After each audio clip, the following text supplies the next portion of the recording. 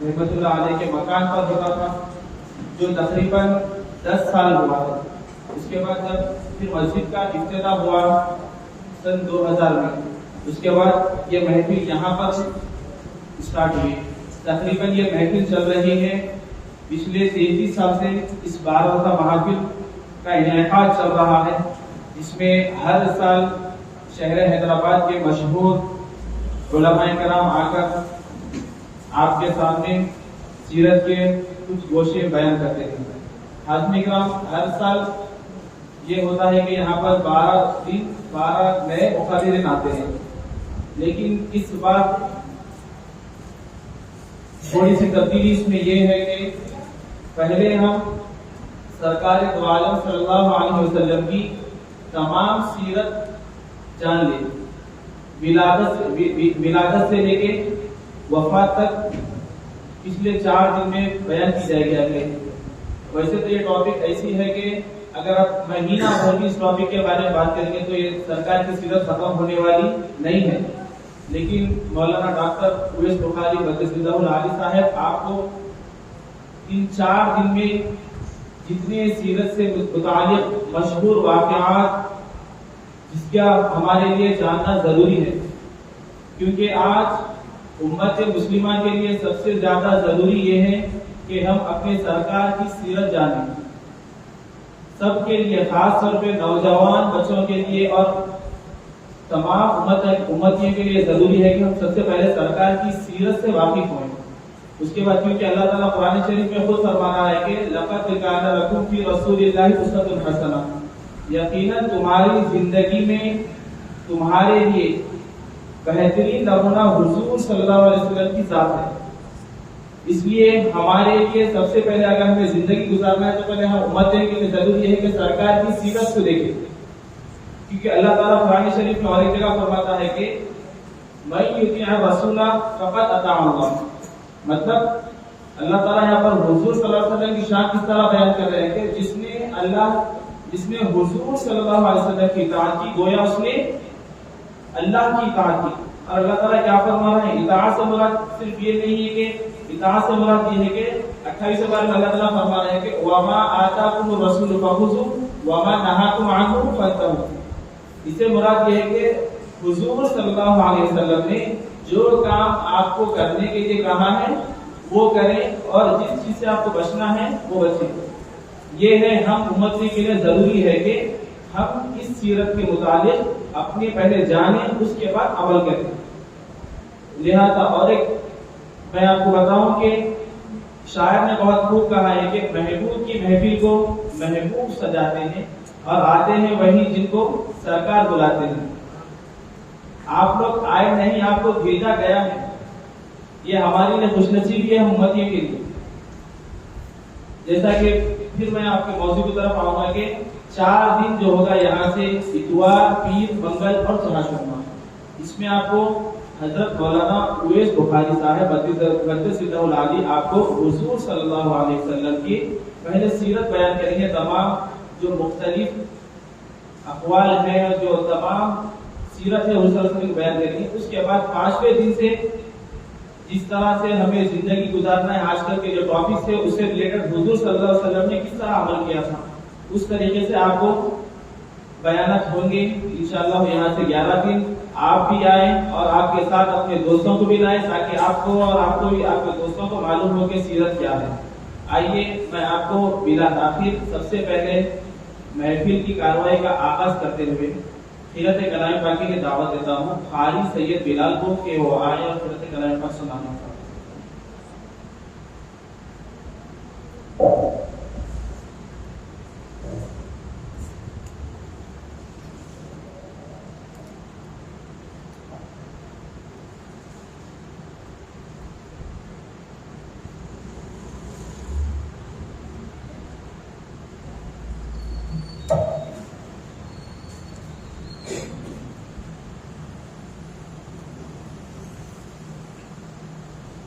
أعوذ بالله من الشيطان الرجيم.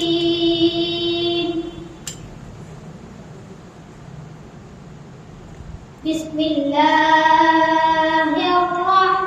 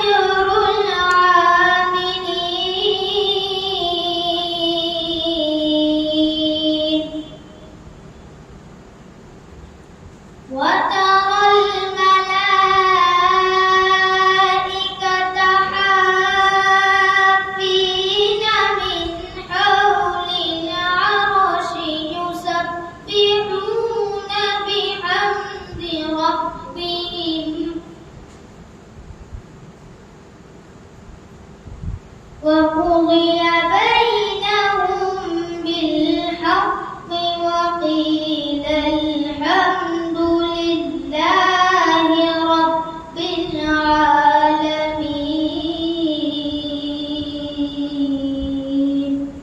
صدق الله العظيم وصدق رسوله النبي الكريم.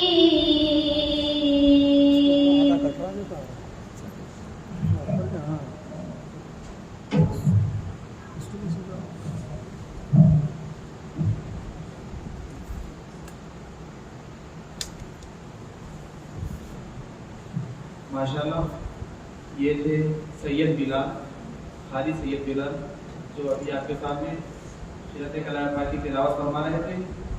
آئیے میں محفل کی کارروائی کو آگے بڑھاتے ہوئے انس بن عثمان سے گزارش کرتا ہوں کہ وہ آئے اور نعت شہ قومیں سنانے کی سعادت فرمائیں.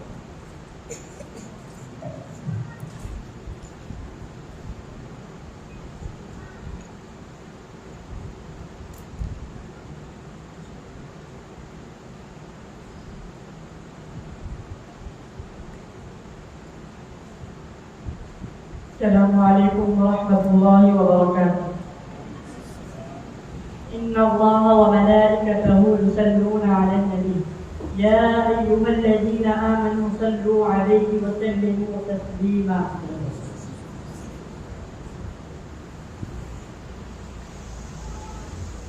مرحبا يا مصطفى مرحبا يا مصطفى مرحبا يا مصطفى مرحبا يا مصطفى مرحبا يا مصطفى مرحبا يا مصطفى مرحبا يا مصطفى مرحبا يا مصطفى.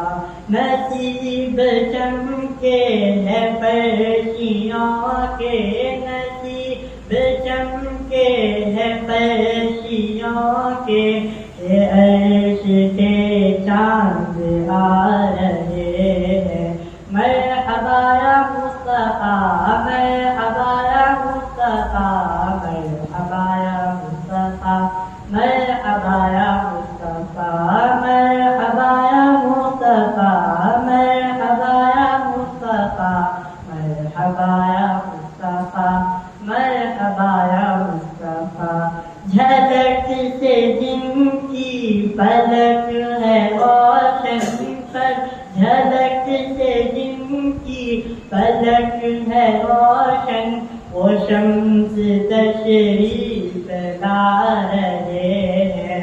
مرحبا یا مصطفیٰ مرحبا یا مصطفیٰ مرحبا یا مصطفیٰ مرحبا یا مصطفیٰ.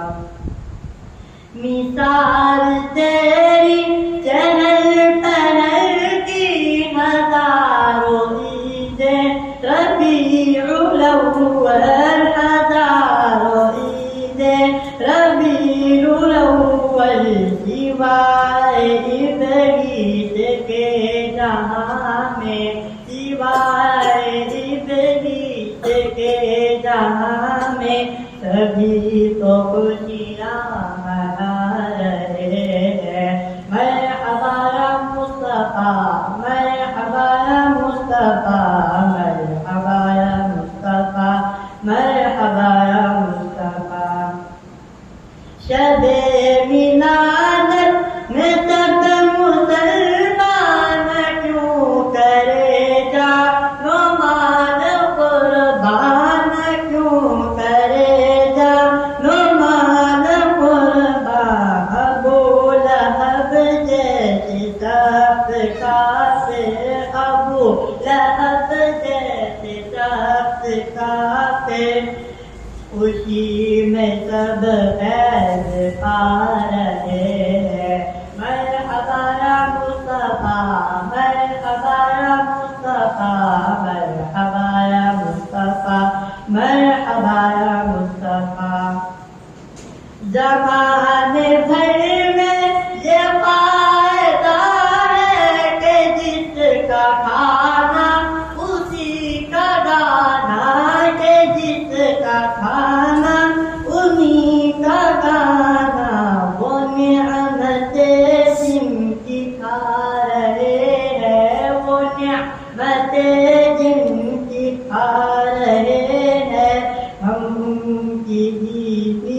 گا رہے ہیں میں عطایا مصطفیٰ میں عطایا مصطفیٰ میں عطایا مصطفیٰ میں عطایا مصطفیٰ میں عطایا مصطفیٰ میں عطایا مصطفیٰ میں عطایا مصطفیٰ میں عطایا مصطفیٰ.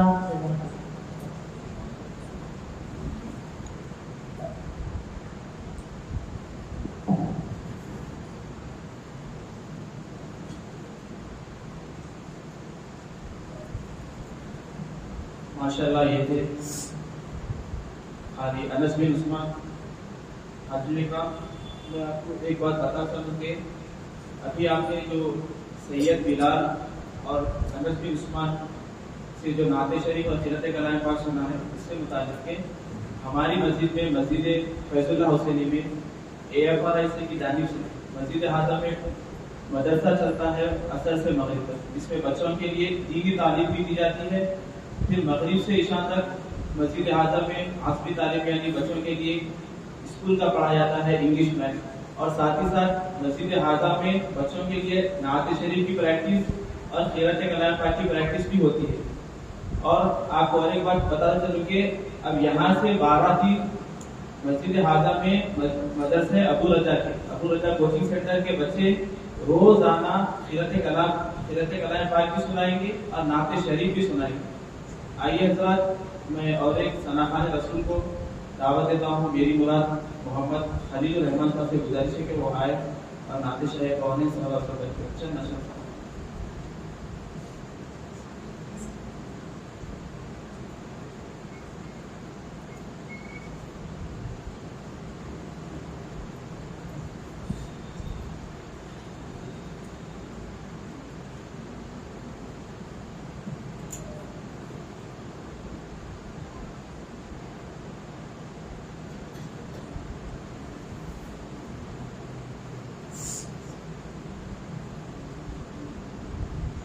السلام علیکم ورحمۃ اللہ وبرکاتہ.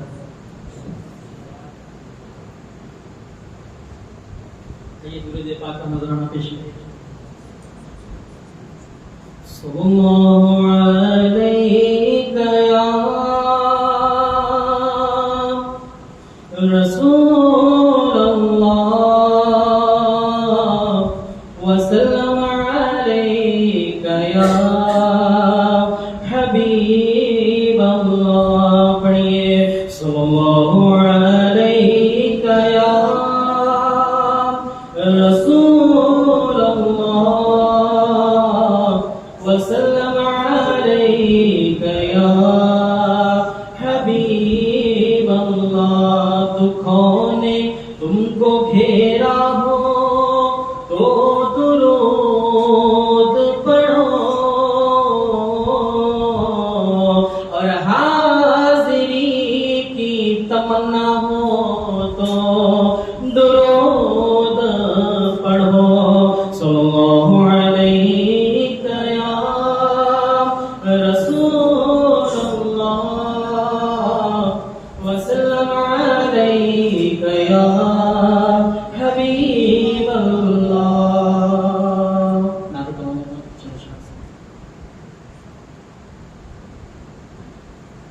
بس میں تصورات سجی تھی ابھی ابھی بس میں تصورات سجی تھی ابھی ابھی بس میں تصورات سجی تھی ابھی ابھی نظروں میں مصطفیٰ کی گلی تھی ابھی ابھی نظروں میں مصطفیٰ کی گلی تھی ابھی ابھی ابھی سینے میں رک گیا تھا میرا دم، اسی لیے سینے میں رک گیا تھا میرا دم، اسی لیے طیبہ سے دل کی ڈوری ہلی تھی، ابھی ابھی طیبہ سے دل کی ڈوری ہلی تھی، ابھی ابھی ان کا کرم ہوا کہ مقدر بدل گئے، ان کا کرم ہوا کہ مقدر بدل گئے، ان کے کرم کی باتیں چلی تھی، ابھی ابھی ان کے کرم کی باتیں چلی تھی، ابھی ابھی سویا تھا میں سکون سے، کسی نے جگا دیا، سویا تھا میں سکون سے، کسی نے جگا دیا، یاد نبی میں آنکھ لگی تھی، ابھی ابھی یاد نبی میں آنکھ لگی تھی، ابھی ابھی محسوس ہو رہا ہے موجود ہے یہاں، محسوس ہو رہا ہے موجود ہے یہاں، خوشبو ہوا سے ان کی ملی تھی، ابھی ابھی خوشبو ہوا سے ان کی ملی تھی، ابھی ابھی شبیر چشم تر کی حقیقت نہ پوچھئے، شبیر چشم تر کی حقیقت نہ پوچھئے، ماہ عرب سے آنکھ ملی تھی، ابھی ابھی ماہ عرب سے آنکھ ملی تھی، ابھی ابھی نظروں میں مصطفیٰ کی گلی تھی، ابھی ابھی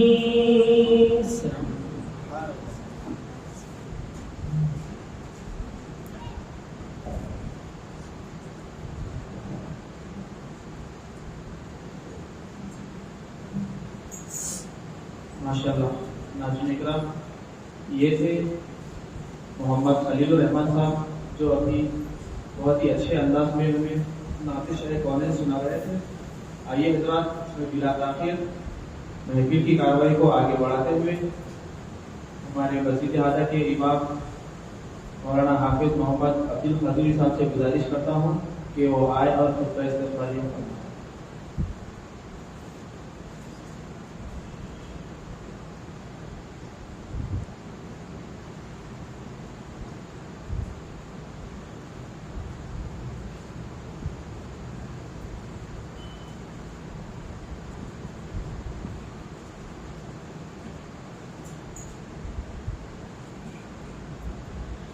السلام علیکم ورحمۃ اللہ وبرکاتہ۔ الحمد للہ رب العالمین والصلاة والسلام علی رسولہ الکریم، اما بعد۔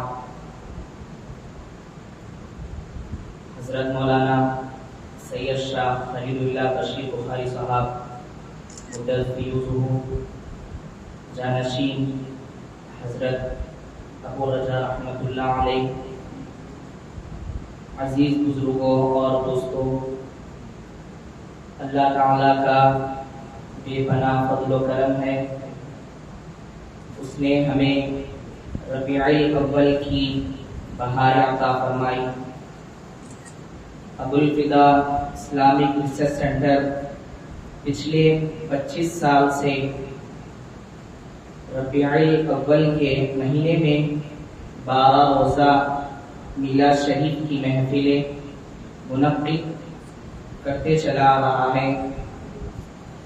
اللہ تعالی حضرت ابو رجا رحمۃ اللہ علیہ کی قبر مبارک کو نور سے منور فرمائے، جنہوں نے اس عظیم کام کی بنیاد رکھی۔ حضرت ہمیشہ امت مسلمہ کی رہنمائی کی فکر میں رہا کرتے تھے۔ اب ہماری ذمہ داری ہے کہ ہم حضرت کے مشن کو آگے بڑھائیں۔ قابل مبارکباد ہے حضرت ابو زکا جو اس عظیم کام کو بخوبی نبھا رہے ہیں۔ اللہ رب العزت آپ کو سلامت با کرامت رکھے، آمین بجاہ طٰہٰ و یاسین، والحمد للہ رب العالمین۔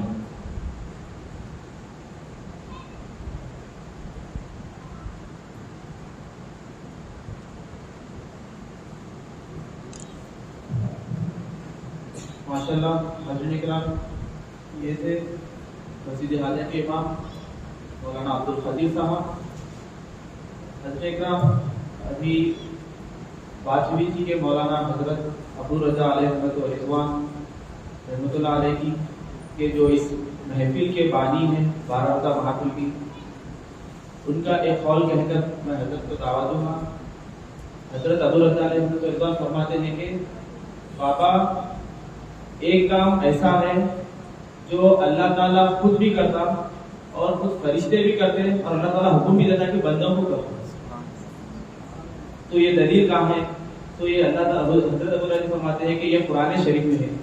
اس طرح ہم سنتے ہیں کہ ان اللہ و ملائکتہ یصلون علی النبی یا ایھا الذین آمنوا صلوا علیہ وسلموا تسلیما۔ ہم یہ سنتے ہیں، ہمیں یاد ہے، لیکن جب ہم اس کا معنی سمجھیں گے تو ہمیں اور مزہ آئے گا۔ جب اس کا ترجمہ اس طرح ہے کہ بے شک اللہ اور اس کے ملائکہ یصلون علی النبی، مطلب نبی پر درود بھیج رہے ہیں، اور یصلون عربی زبان میں اس کا صیغہ گسا ہے وہ تو یہ مضارع کا صیغہ ہے، جس میں معنی آتے ہیں پریزنٹ اینڈ فیوچر کے دونوں کے معنی، مطلب بھیج رہا ہے اور بھیجے گا۔ اور اللہ تعالیٰ اس میں بندوں کو حکم دے رہا ہے کہ اے بندو، یا ایھا الذین آمنوا، بندے کی کو سے جو ایمان والے ہیں، ہر امتی کیا ہونا؟ ایمان والا ہونا۔ یا ایھا الذین آمنوا صلو علیہ، مطلب درود بھیجو ان پر، وسلموا تسلیما، خوب درود بھیجتے رہو۔ مطلب اللہ تعالیٰ فرما رہا ہے کہ بندوں کے کہ آپ کیا کریں زیادہ سے زیادہ، کہ یہ مہینہ تو بابرکت مہینہ ربیع الاول کا، لہذا ہم اس میں خاص طور پر زیادہ سے زیادہ ہمیشہ درود شریف کا ذکر کرتے رہے، ورد کرتے رہے، اور ہمیشہ درود شریف پڑھتے رہے دن رات، تاکہ یہ مہینے کی برکت سے ہمیں حضور صلی اللہ علیہ وسلم کی قربت نصیب ہو۔ آئیے حضرات، میں بلا تاخیر آج کے بانی مولانا حضرت ابو زکا ڈاکٹر سید شاہ خلیل اللہ بشیر اویس بخاری قدس اللہ صاحب جانشین خلیفہ حضرت ابو رضا علیہ رحمۃ و رضوان سے ادباً التماس کرتا ہوں کہ وہ ہمیں حضور صلی اللہ علیہ وسلم کی سیرت سے متعلق بیان کریں۔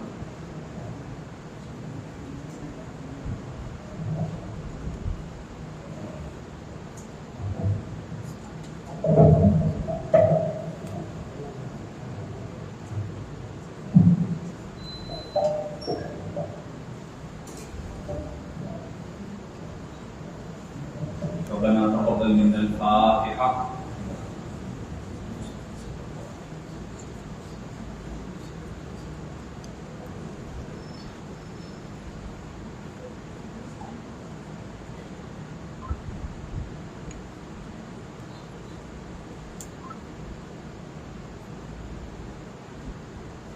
إن الله وملائكته يصلون على النبي يا أيها الذين آمنوا صلوا عليه وسلموا تسليما اللهم صل وسلم وزد وبارك على حبيبك سيدنا ونبينا ومولانا محمد وعلى آله وصحبه أفضل صلواتك وعدد معلوماتك وبارك وسلم اللهم اجعل جمعنا هذا جمعا مرحوما ولا تجعل منا شقيا ولا محروما آتنا من لدنك رحمة وهيئ لنا من أمرنا رشدا ربنا اغفر لنا معاصينا وتفضل برحمة فينا سبقت رحمتي على غضبي قلت فرحم بسيد العرب وبأصحابه وعترته حافظ شرعه وسنته وسهل يا إلهي كل صعب بحرمة سيد الأبرار سهل آمين بجاه طه وياسين برحمتك يا أرحم الراحمين والحمد لله رب العالمين الحمد لله رب العالمين والصلاة والسلام على سيد الأنبياء والمرسلين وعلى آله وصحبه أجمعين وعلى من تبعهم بإحسان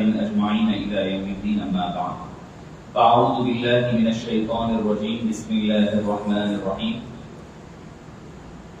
يا أهل الكتاب قد جاءكم رسولنا يبين لكم كثيرا مما كنتم تخفون من الكتاب ويعفو عن كثير قد جاءكم من الله نور وكتاب مبين صدق الله العظيم وصدق رسوله النبي الأمين الكريم ونحن على ذلك لمن الشاهدين والشاكرين والحمد لله رب العالمين إن الله وملائكته يصلون على النبي يا أيها الذين آمنوا صلوا عليه وسلموا تسليما اللهم صل وسلم وزد وبارك على حبيبك سيدنا ونبينا ومولانا محمد وعلى آله وصحبه وبارك وسلم تسليما كثيرا كثيرا شہنشین پر تشریف فرما حضرت مولانا محمد منظور احمد صاحب مدت فیوزہ کامل جامع نظامیہ اور ناظم اجلاس مولانا حافظ محمد عبدالباسط خان صاحب حفیظہ اللہ خطیب و امام مسجد حضا اور آج کی خطبہ استقبالیہ پیش کرنے والے ہمارے ایک اور مسجد حضا کے امام حافظ القاری محمد عبدالقدیر صاحب حفیظہ اللہ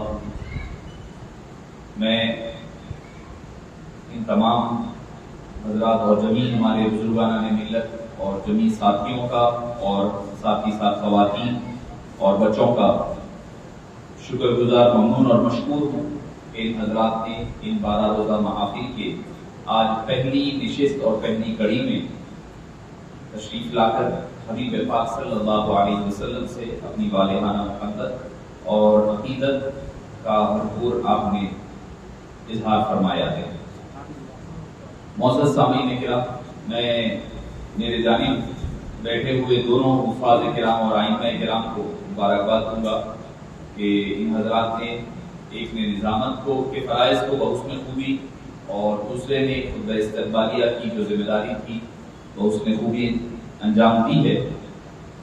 دیکھیے ہمارے پاس جو اہل سنت والجماعت میں جو ایک مسئلہ جو اکثر پیش آتا ہے، میں اپنی گفتگو سے پہلے چند جملے معترضہ کے طور پر کہہ رہا ہوں کہ ہوتا یہ ہے کہ ہمارے پاس کام ایک شخصیت شروع کرتی ہے اور کرنے کے بعد بہت اچھے انداز میں کام چلتا ہے، بڑے پیمانے پر ہوتا ہے، مگر ہوتا یہ ہے کہ جیسے ہی شخصیت دنیا سے گزر جاتی ہے وہ کام ٹھپ ہو جاتا ہے۔ اس کی جو اہم وجہ جو عاجز کو نظر آئی ہے وہ یہ ہوتا ہے کہ ہم کام کرتے وقت ساتھ ہی ساتھ نیکسٹ جنریشن کو اور نئی نسل کو اس کام کی پریکٹیکل ترغیب اور پریکٹیکلی کیسا کرنا ہے ان کو تیار نہیں کیا کرتے. ایک جو وجہ نظر آتی ہے، ایک تو یہ کہ خود جڑیں گے بھی اور ساتھ ہی ساتھ ان کے اندر کی جو صلاحیتیں ہیں وہ ابھر کر آئے گی اور ایک نئی نسل، ایک نیو جنریشن ہمارے لیے سامنے ٹھہری ہوئی رہے گی.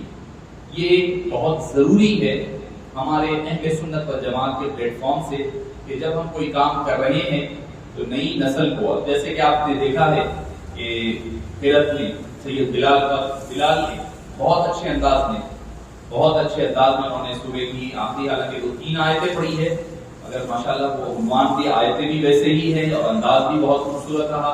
اور پھر ہمارے انس بن عثمان نے نعت شریف، پھر خلیل الرحمان صاحب تو وہ تو نور علی نور ہے، وہ تو بات الگ ہی ہے. مگر بچوں کو اسی لیے خیرت کے لیے بھی، حالانکہ اساتذہ پڑھ سکتے ہیں خیرت، عموماً ہوتا یہ ہے کہ امام مسجد یا پھر خطیب صاحب پڑھا کرتے ہیں عمومی طور پر، یا بڑے قرا پڑھتے ہیں. ہم نے کہا کہ بڑے قرا تو یقیناً پڑھتے ہیں، ان کی سرپرستی ہوتی ہی ہے، مگر ان بچوں کی تربیت بھی ہوگی اور ساتھ ہی ساتھ ان بچوں کے لیے ایک اسٹیج ملے گا جس پر وہ اپنے آپ کو پریزنٹ کر سکے اور اپنے آپ کو منوا سکے. یہ بہت ضروری ہے. یہ آپ کو شاید ہو سکتا اب فوری طور پر اس کا نتیجہ نظر نہ آئے، مگر ایک 10-15 سال کے بعد اس کے آپ کو بہتر اور بھرپور نتائج نظر آئیں گے. اسی مقصد کے تحت، جیسے کہ آپ نے حافظ صاحب سے تمہید میں تفصیلات سنی ہے کہ یہ محفل کا آغاز اور اس کی برکات وغیرہ ساری تفصیلات آپ نے سنی ہیں. اس میں ایک جو اضافہ میں کرنا چاہوں گا وہ یہ ہے کہ اس کی جو پہلی محفل کا افتتاح جس نے کیا تھا وہ ذات گرامی حضرت قطب دکن حضرت العلامہ ابو البرکات پیر ابو البرکات سید خلیل اللہ شاہ نقشبندی مجددی قادری جانشین حضرت محدث دکن علیہ رحمت و رضوان نے فرمایا. اس کی نسبت سب سے بڑی نسبت یہ ہے، اس کا آغاز حضرت پیر ابو البرکات علیہ رحمت و رضوان نے اس کا آغاز فرمایا تھا. بنیاد ڈالی تھی، یعنی پہلی جو محفل کا آغاز ہوا تھا اس محفل کا آغاز حضرت پیر ابو البرکات علیہ رحمت نے شروع کیا. وہ سلسلہ بس چل ہی رہا ہے، چلا ہی جا رہا ہے. اللہ سے دعا ہے کہ اللہ تعالیٰ اس کو قائم و دائم. دیکھیے کہ ہم کوئی کام اپنے طور پر شروع کرتے ہیں تو کچھ وقفے تک جاتا ہے، رک جاتا ہے. جب بزرگانہ نے دین کے ہاتھوں سے آغاز ہوتا ہے اس میں پائیداری ہوتی ہے، برکت رہتی ہے. یہ فرق ہوتا ہے. لوگ پوچھتے بھائی بزرگوں کے ہاتھوں سے ہم کوئی کام کا آغاز کیوں کرواتے ہیں اور افتتاح کیوں کرواتے ہیں؟ اس کی وجہ یہ ہے کہ اس میں پائیداری ہوتی ہے، اس میں خلوص اور للہیت ہوتی ہے، ان کی توجہ شامل حال رہا کرتی ہے. تو یہ چند باتیں آپ حضرات کے گوش و گزار محفل کے حوالے سے تھی. تو چونکہ ہمارے حضرات نے اساتذہ کرام سے مشورے میں یہ رہا کہ بھئی سیرت نبی صلی اللہ علیہ وسلم تسلسل کے ساتھ کہیں نہ کہیں مس ہو جاتی ہے. عنوانات مختلف ہم رکھتے ہیں، مگر آقا کریم علیہ السلام کی مکمل سیرت پاک کا اگر یقینی طور پر، جیسے حافظ صاحب نے کہا کہ احاطہ تو ممکن نہیں ہے، 1400 سال گزر گئے ابھی تک احاطہ نہیں ہو سکا، تو 4 دن کی محفلیں کون سا احاطہ کر سکتی ہے؟ کوئی دعویٰ بھی نہیں کر سکتا کہ آقا کریم علیہ السلام کی حیات مبارکہ کا کوئی احاطہ کر سکتا ہے. حبیب پاکی صلی اللہ علیہ وسلم کی وہ سیرت مبارکہ ہے. تو انشاءاللہ اختصار کے ساتھ سیرت پاک کے اہم نکات ابتدا سے انتہا تک آپ کے سامنے پیش کرنے کی سعادت حاصل کی جائے گی. آخر سیرت النبی صلی اللہ علیہ وسلم کو جاننا اور سمجھنا ہے کیوں ضروری؟ پہلے یہ اہم بات ہے کہ سیرت النبی صلی اللہ علیہ وسلم کا جاننا کیوں ضروری ہے. تو دیکھیے کہ اللہ تعالیٰ نے، جیسے کہ آپ نے تمہید میں گفتگو میں سنا، لقد کان لکم فی رسول اللہ اسوۃ حسنہ، حبیب پاک صلی اللہ علیہ وسلم کی سیرت مبارکہ میں اللہ نے ہمارے لیے بہترین نمونہ دیا ہے. نمونہ اگر ہمیں پتہ ہی نہیں ہے تو ہم عمل کیسے کریں گے؟ اگر آپ کو پتہ نہیں ہے بینگ اے فادر، والد کے طور پر آپ کو اولاد کی تربیت اسلامی نہج کے طور پر کیسے کرنا ہے، آپ کو آپ صلی اللہ علیہ وسلم کی زندگی کی طرف آپ کب دیکھیں گے؟ جب آپ کو پتا ہو کہ آپ صلی اللہ علیہ وسلم کی زندگی کیسی ہے بحیثیت والد، بحیثیت بیٹا کیسی زندگی ہے. حالانکہ ہے 6 سال حضرت بی آمنہ رضی اللہ عنہ کے ساتھ 6 سال ہی کا مختصر وقفہ ہے، مگر وہ بھی حبیب پاک صلی اللہ علیہ وسلم کی سیرت پاک ہمیں رہنمائی کرتی ہوئی نظر آتی ہے. ازواج کے ساتھ کیسے رہنا ہے، عام لوگوں کے ساتھ کیسے رہنا ہے، پڑوسیوں کے ساتھ کیسے رہنا ہے، اپنے تابعداروں کے ساتھ، متبعین کے ساتھ کیسے رہنا ہے، اپنے سے عمر میں بڑے والوں کے ساتھ کیسے رہنا ہے، یہ ساری چیزیں سیرت النبی صلی اللہ علیہ وسلم احاطہ کرتی ہے. ہم جب وہ پڑھیں گے سیرت پاک تو پتہ چلے گا کہ حبیب پاک صلی اللہ علیہ وسلم کی شخصیت، آپ کی پرسنالٹی اور ذات کیسی تھی، ذات آپ صلی اللہ علیہ وسلم کی کیسی تھی. اگر آپ دنیا میں جتنے رشتے جوڑ لیں گے آپ کہ بھئی ایک آدمی ایک وقت میں ہو سکتا ہے 5 رشتے ہوں گے، اس کے کوئی 8 ہوں گے، کوئی 10 ہوں گے. بھئی آپ ہو سکتا ہے کہ ایک والد ہو، شوہر ہو، بیٹا ہو، بھائی ہو، چچا ہو، ماموں ہو، خالو ہو، ایک 8-10 رشتے ہمارے بنیں گے. تو مستشرقین نے، عیسائیوں نے اس بات کا احاطہ کیا، اس بات کو انہوں نے تحقیق کی کہ ایک آدمی کے زیادہ سے زیادہ کتنے رشتے بن سکتے ہیں.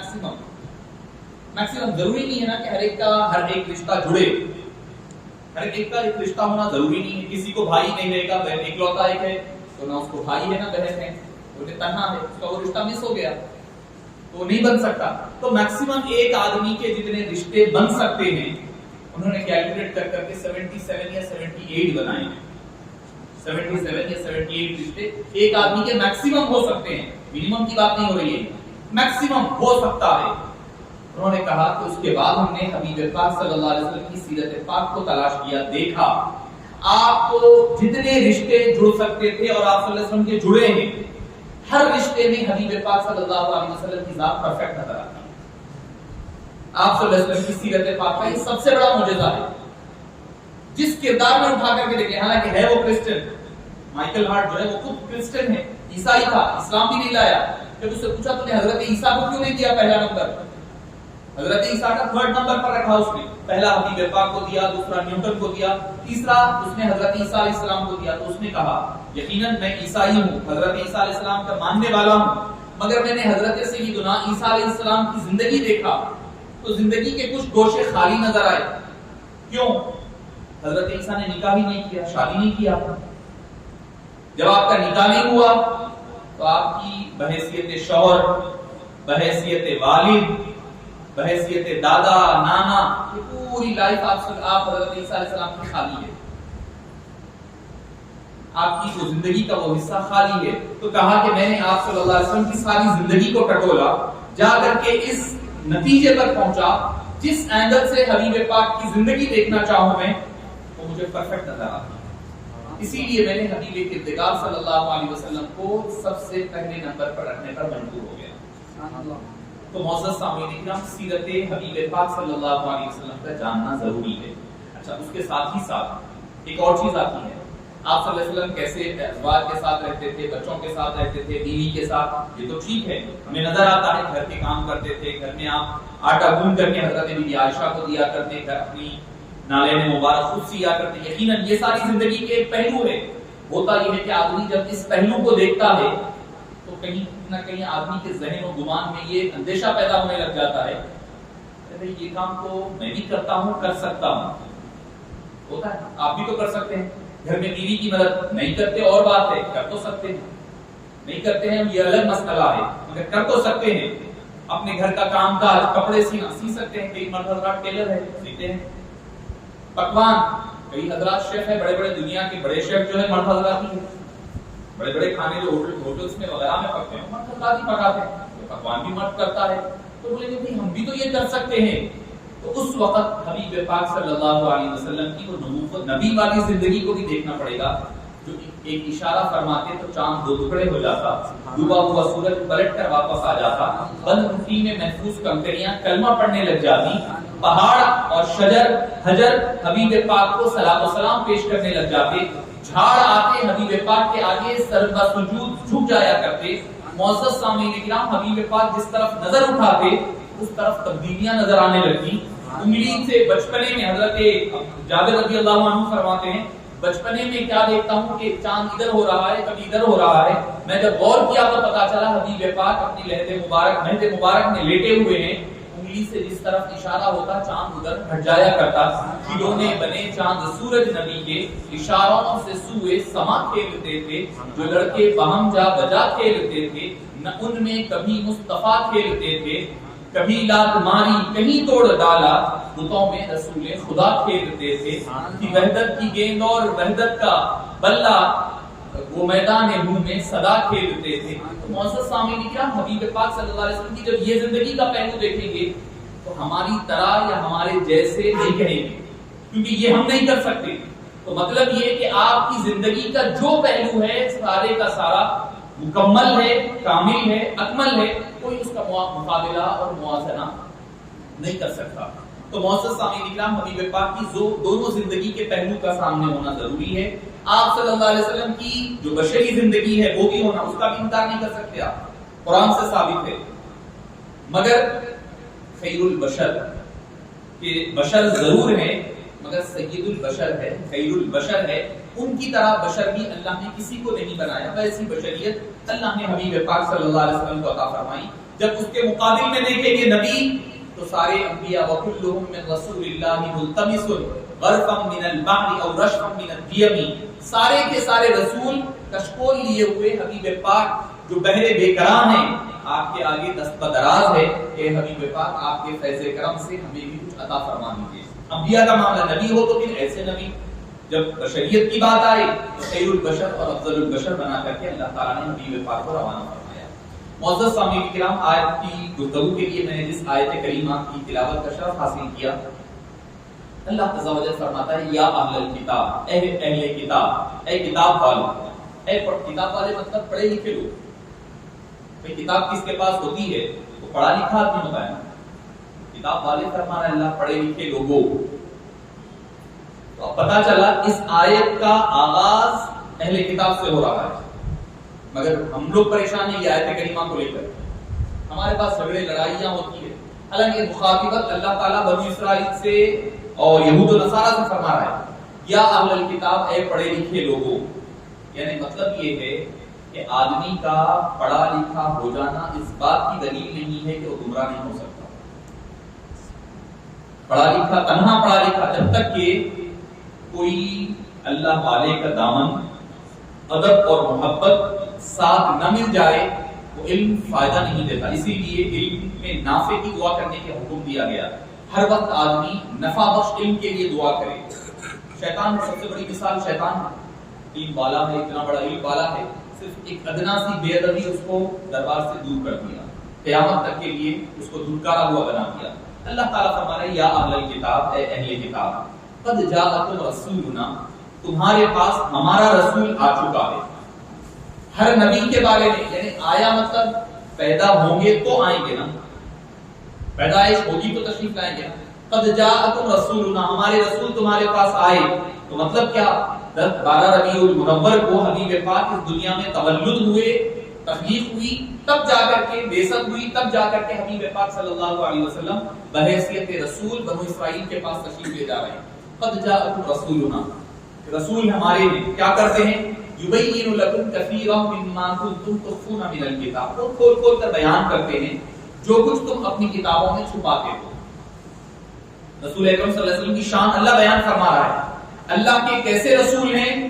یبین لکم، جو بیان کرتے ہیں تمہارے لیے، کثیرا، بہت ساری چیزیں، مما کنتم تخفون من الکتاب، توریت اور انجیل میں سے جو چیزیں تم چھپاتے ہو حبیب کو کھول کھول کر بیان کرتے ہیں. اور جیسا ہمارے پاس قرآن کریم ہے، ہر مسجد میں ہے، ہر گھر میں ہے، پڑھ سکتے ہیں. یہود و نصارہ کے پاس کتابیں عام نہیں کہ وہ پڑھ سکیں، بس وہ خاص حضرات کے ساتھ مخصوص ہے کہ بس یہی لوگ پڑھیں گے، یہی لوگ سمجھیں گے، انہی کو اجازت ہے. عام لوگ نہیں کر سکتے، نہیں پڑھنے کی اجازت، رکھنے کی بھی اجازت نہیں دی جاتی.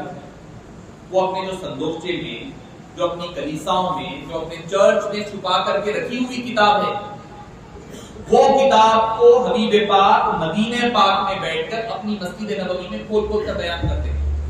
جو تم چھپاتے ہو وہ کھول کر بیان کرتے ہو. اسی کو تو علم غیب کہتے ہیں. جو چیز چھپی ہوئی ہو اس کو واضح کر کر کے بیان کرنا، اسی کو تو علم غیب کہتے ہیں. اچھا، ایک بات یہ ہو گئی کھول کر بیان کرتے ہیں. اچھا، کچھ چیزیں ایسی ہیں جو حبیب پاک بیان نہیں کیے. کئی مقامات پر اعتراض ہوتا ہے، باتیں اس کے وقت بی بی عائشہ کے بارے میں آپ صلی اللہ علیہ وسلم نے کچھ نہیں فرمایا، تو لوگ یہ سمجھتے ہیں نہیں فرمایا تو مطلب نہیں معلوم تھا ہوگا. اللہ خود فرماتا ہے وَيَعْفُو عَنْ كَثِيرٍ، اور اکثر چیزیں وہ حبیب پاک درگزر کر دیتے ہیں.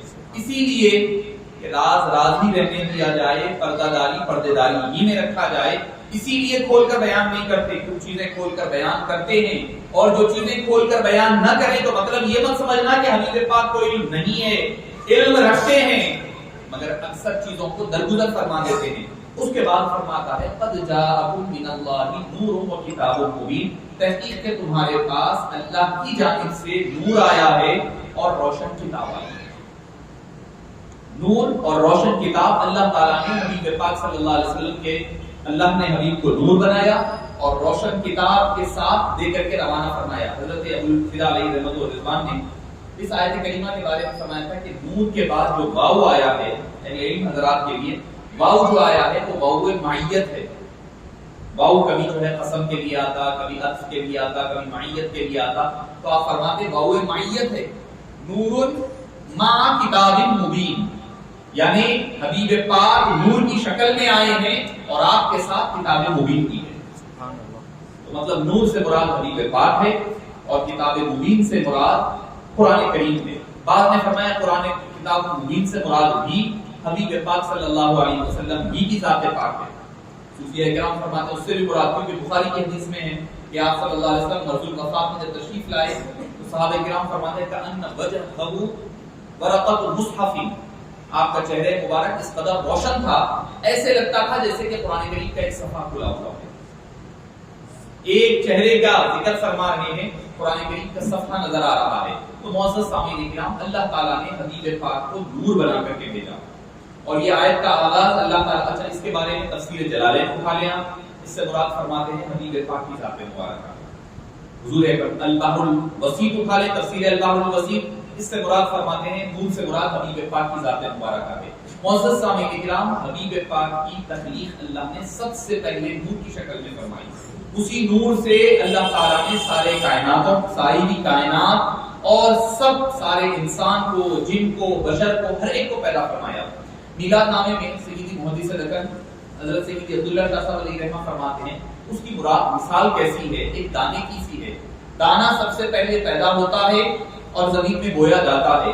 زمین سے دانا اگتا ہے، پھر اس کے بعد اس میں پھل پھول لگتے لگتے پھر آخر میں دانا لگتا ہے، آخر میں پھر دانا بنتا ہے. فرمایا ابتدا بھی دانے سے ہوتی ہے، انتہا بھی دانے پر ہوتی ہے. فرماتے ہیں حبیب پاک کی ذات بھی ویسے ہی ہے، ابتدا نور ہے، اسی نور سے اللہ نے ساری کائنات کو پیدا فرمایا، اسی نور کو پھر آخر میں حبیب پاک کی شکل میں روانہ فرمایا. جیسے ایک دانہ ہوتا ہے، ابتدا دانے سے ہوئی، انتہا بھی دانے پر ہوتی ہے، اسی طرح بلا تشبیہ و بلا تمثیل. اسی لیے شاہ عبداللہ محدث دہلوی علیہ الرحمہ نے لمعات التنقیح میں فرماتے ہیں هو الاول والآخر والظاہر والباطن سے مراد حبیب پاک کی ذات پاک فرمایا. اول بھی حبیب کی ذات ہے، آخر بھی حبیب پاک صلی اللہ علیہ وسلم کی ذات پاک ہے. اللہ تعالیٰ نے سب سے پہلے حبیب دعوت صلی اللہ علیہ وسلم کے نور مبارک کو پیدا فرمایا. تخلیق نور محمدی کے بارے میں سیدی محدث دکن دالبی علیہ رحمہ نے میلاد نامے میں جو خوبصورت ترین گفتگو فرمائی ہے، آپ ضرور پڑھیے. خلق اللہ اول ما نوری حدیث پاک ہے، اس کے ضمن میں فرماتے ہیں نور 2000 سال تک اللہ نے پیدا فرمایا. 2000 سال تک نور محمدی اللہ کا ذکر کر رہا ہے. اللہ اللہ کا 2000 سال اللہ تعالیٰ کا ذکر ہوا. پھر 2000 سال وہ نور محمدی رحمان، اللہ کے اسم مبارک رحمان کا ورد کرتا رہا. پھر 2000 سال رحیم کا اللہ تعالیٰ نے اسی طرح ایک ایک نام کا ورد 2000 سال چلتا رہا. پھر اللہ کے تمام اسماء مبارکہ جو ہزاروں میں ہیں، ہمیں تو خالی معلوم ہے 99 ہے، اللہ کے نام 99 پہ بھی محدود نہیں ہے.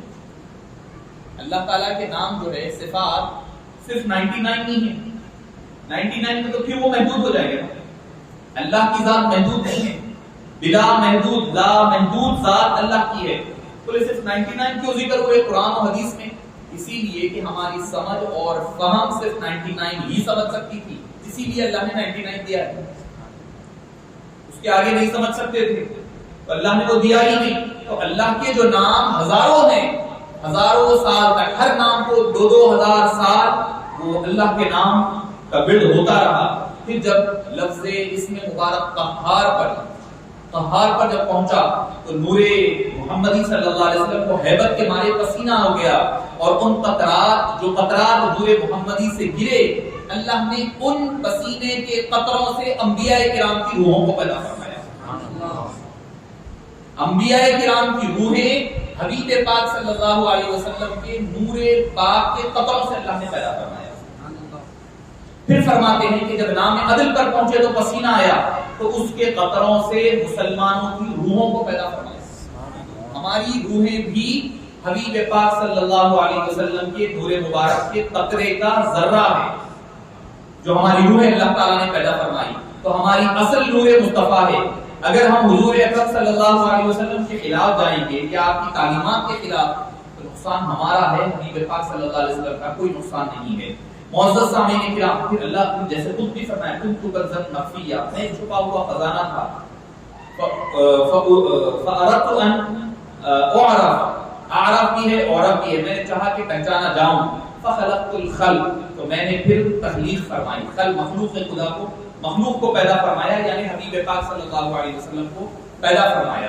تو معزز سامعین کرام، اللہ تعالیٰ نے حبیب چاہا کہ اپنی معرفت، اپنی پہچان لوگوں کے سامنے کرواؤں، تو اللہ نے سب سے پہلے حبیب پاک صلی اللہ علیہ وسلم کے نور مبارک اور اسی نور سے پھر خلق اللہ اول مانوری، اولا مانوری بھی ہے، خلق اللہ کل شیء من نوری بھی ہے کہ ہر چیز کو اللہ نے، زمین آسمان سب اللہ نے حبیب پاک صلی اللہ علیہ وسلم کے نور مبارک سے، نور محمدی سے اللہ تعالیٰ نے پیدا فرمایا۔ معزز سامعین کرام، شفیع بزرگوں اور عزیز ساتھیوں، جب نور محمدی پیدا ہو گیا اور جب یہ ہر نام کو 2000 مرتبہ مکمل کر دیا، تو پھر 12000 سال مقام قرب میں رہا، 12000 سال مقام قرب میں رہا، پھر مقام محبت میں رہا، مقام خوف میں، مقام رجا میں، مقام حیا میں، 12000 سال نور محمدی۔ ابھی حضرت آدم کی تخلیق نہیں ہوئی ہے، تخلیق آدم سے پہلے کی بات ہو رہی ہے۔ کیا حضرت شوق ہے نا، تھا زمانہ نہ آدم نہ کونین شوق، کیا خبر کب سے ہیں جلوہ گر مصطفیٰ، نور مطلق بشان بشر مصطفیٰ، خود ہی منظور ناظر نظر مصطفیٰ۔ یہ مقام قرب کا عالم ہے حبیب پاک صلی اللہ علیہ وسلم۔ اس کے بعد اللہ تعالیٰ نے، اچھا جب اللہ کے حبیب صلی اللہ علیہ وسلم نے 1000 سال پھر رکوع، 1000 سال قیام میں، اب نماز ہو رہی ہے، نور محمدی کی پہلی عبادت نماز ہو رہی ہے۔ اب تک اللہ کا ذکر ہو رہا تھا، تزکیہ نور مصطفی ہو رہی تھی، اب جب تزکیہ ہو گیا اب عبادت کے لیے کھڑا ہوا۔ 1000 سال قیام میں، 1000 سال رکوع میں، 1000 سال سجدے میں، 1000 سال قومے میں، 1000 سال جلسے میں، 1000 سال سجدے میں، پھر 1000 سال دوسرا سجدہ جب مکمل ہوا، جب یہ نماز 7000 سال پر مشتمل نماز مکمل ہوئی، اللہ نے فرمایا اے نور محمدی صلی اللہ علیہ وسلم، مانگو کیا مانگتے ہو۔ نماز ہوئی ہے 7000 سال کی نماز کی تکمیل، اور یہاں کا سال نہیں ہے، آپ سمجھ رہے ہو کہ یہاں کے آپ کیلکولیشن کریں گے اپنے سالوں کے حساب سے، کہاں مقدار 50,000 سنہ، 50,000 سال ایک یہاں کا سال، یہاں کے 50,000 سال وہاں کا ایک سال ہوتا ہے۔ آپ بولیں گے ایسے کیسے؟ یہ آپ کو بھی پتا ہے، ابھی چندرائن 3 وغیرہ گیا تھا، آپ کو معلوم ہے یہاں کا دن میں وہاں کے دنوں میں فرق ہوتا ہے، یہاں پر ایک دن گزرے گا، وہاں پر آدھا دن گزرے گا، یہاں پر کتنے ہی دن گزر جاتے ہیں مجھے یاد نہیں ہے، مگر میں آپ کو مثال، چونکہ آج کل سمجھنے میں آسانی ہو گئی ہے، اسی لیے سائنس حق نہیں ہے، سائنس تلاش ہے، سائنس حق نہیں ہے۔ آپ بولیں گے چترائن پہ چلے گیا، وہاں چلے گئے، ہو گئی، جہاں بھی جاؤ گے نا قدم مصطفیٰ وہاں پاؤ گے۔ اللہ نے معراج کی رات یہ پورے سفر کرا لیے، یہ پورے سفروں سے اللہ نے مکمل فرما دیا یہ بتلانے کے لیے تم جہاں بھی جاؤ گے میرے مصطفیٰ کے قدم وہاں نظر آؤ۔ کہکشاں جلوہ فشاں ہے کہ اسی رستے سے ہونے والا ہے محمد کا گزر آج کی رات۔ معزز سامعین کرام، جس رستے سے آپ گزریں گے، کیوں؟ اس کی ایک وجہ ہے پریکٹیکلی۔ آپ بولیں گے کہ بھئی آپ صلی اللہ علیہ وسلم کو ہم کیوں مانیں؟ وہ نبی جو اونٹ پر، گھوڑے پر کی سواریاں فرمایا کرتے تھے، آج تو انسان بڑی تیز رفتار سواریاں کر رہا ہے، پلین میں جا رہا، اب تو کہاں نہیں پہنچ گیا، اس میں جا رہا، راکٹ میں جا رہا، فلاں جا رہا۔ اللہ تعالیٰ نے حبیب پاک کو معراج کا سفر فرما دیا، اب جہاں بھی جائے گا وہ مصطفیٰ کے نقش قدم پر ہی قدم رکھتا ہوا جائے گا، اس کے علاوہ کچھ نہیں ہوگا۔ اور یہ ممکن بھی ہے، آپ کے جو سائنس کے اسٹوڈنٹس ہیں آپ ان سے پوچھیے چاند کا 2 ٹکڑے ہو سکتا تھا, چاند علیحدہ ہو سکتا ہے, یہ ممکن ہے؟ آج کی سائنس بھی کہتی ہے, کیا کہتی ہے کہ بھئی سورج سے نکلے ہوئے یہ سارے آربٹس ہیں, چاند کیا آپ کے جتنے مریخ جتنے بھی اٹھا لیں آپ, جتنے بھی سیارے ہیں پلانٹس ہیں, یہ چاند سے ٹوٹے ہوئے ہیں, پھر یہ ٹوٹ بھی سکتے ہیں. سائنس کہتی ہے ایکلپس جو ہوتے ہیں نا, شہاب ثاقب جس کو ہم کہتے ہیں, چاند ٹکڑے ہو تارے ٹوٹ کر گرتے ہیں, وہ کہتے ہیں ٹھیک ہے پاسبل ہے, آج تو پھر ٹوٹ سکتے ہیں. اور یہ ہوا بھی ہے. کتنے 30,000 کلومیٹر کے ہم نشان ہیں چاند پر, کیونکہ چاند پر جو ہوا نہیں ہے آج تحقیق کے مطابق, اس وجہ سے جو نشان ہے شک ہونے والا, تو شک ہونے والا نشان آج بھی ویسے ہی باقی ہے, اللہ تعالیٰ نے اس کو باقی رکھا ہے. تو معزز سامعین کرام, جب یہ مکمل ہو گیا تو اللہ نے فرمایا کہ مانگو اے نور محمدی, کیا مانگتے ہو؟ تو حبیب پاک صلی اللہ علیہ وسلم کے نور مبارک نے فرمایا اے اللہ میری امت کی بخشش اور مغفرت کا مژدہ تیرے سامنے رکھا, کچھ نہیں چاہیے, کچھ نہیں چاہیے, میری امت کی بخشش اور مغفرت مانگتا ہوں. مقام قرب وہ مقام جو کسی کو نہیں ملا, وہ مقام قرب میں جب نور محمدی پہنچا ہے تب بھی وہ مقام نور محمدی ہماری اپنی فکر کر رہے ہیں, آپ کی ہماری فکر ہو رہی ہے, ہمارے گناہوں کی بخشش کی مغفرت کی اللہ تعالیٰ سے دربار میں معروضہ رکھا جا رہا ہے. معزز سامعین کرام, پھر اس کے بعد اللہ نے عرش, لوح, قلم, چاند, سورج, جنت, دوزخ, ملک, فلک, ساری چیزوں کی اللہ تعالیٰ نے تکلیف فرمائی, اور پھر اسی نور محمدی سے اللہ نے حضرت آدم علیہ السلام کی روح تو ویسے بھی بنی, انبیاء کی روح بنی تھی. اب جسم مبارک, جب جسم مبارک میں حضرت آدم علیہ السلام کے جسم روح جو ہے بدن میں ڈالا جا رہا ہے, روح نکل کر باہر آ رہی. کیوں؟ روح جو ہے نور کی بنی ہوئی ہے. اب جسم ہے خاکی بنا ہوا, مٹی کے مختلف قسم کی مٹیوں سے لے کر کے بنایا گیا ہے. اب پریشان ہے, روح جا کر کے وحشت ہو رہی ہے, اجنبیت پیدا ہو رہی ہے حضرت آدم علیہ السلام کے بدن میں, جسم میں, تو باہر نکل جا رہی ہے. تو اللہ تعالیٰ نے نور محمدی کو حضرت سیدنا آدم علیہ السلام کی پیشانی میں رکھ دیا. اب جب اس کے بعد روح ڈالی گئی تو وہ روح بولی ہاں میرا ساتھی, میرا دوست, یعنی جس سے نکلی تھی میں, ابتدا تو اسی سے ہوئی ہے. جب وہ نور محمدی ان کی پیشانی میں آ گیا تو اب روح حضرت سیدنا آدم علیہ السلام کے جسم میں سرایت کر گئی اور وہاں متمکن ہو گئی, اور وہ نور محمدی آہستہ آہستہ ہوتے ہوتے ہوتے سلسلہ چلنے لگا. حضرت آدم میں چلا, حضرت شیش تھے, ہر کوئی ایک دوسرے کو بات کہتے رہتے تھے, دیکھو یہ نور محمدی اصل میں کمال ہے, اس کی احتیاط کرنا, اس کا جو ہے ادب کرنا, اس کا لحاظ رکھنا, اور اس کا تمہیں قدردانی کرنے کی ضرورت ہے, ورنہ تو یہ چیزیں تمہارے پاس سے نکل کر چلی جائے گی.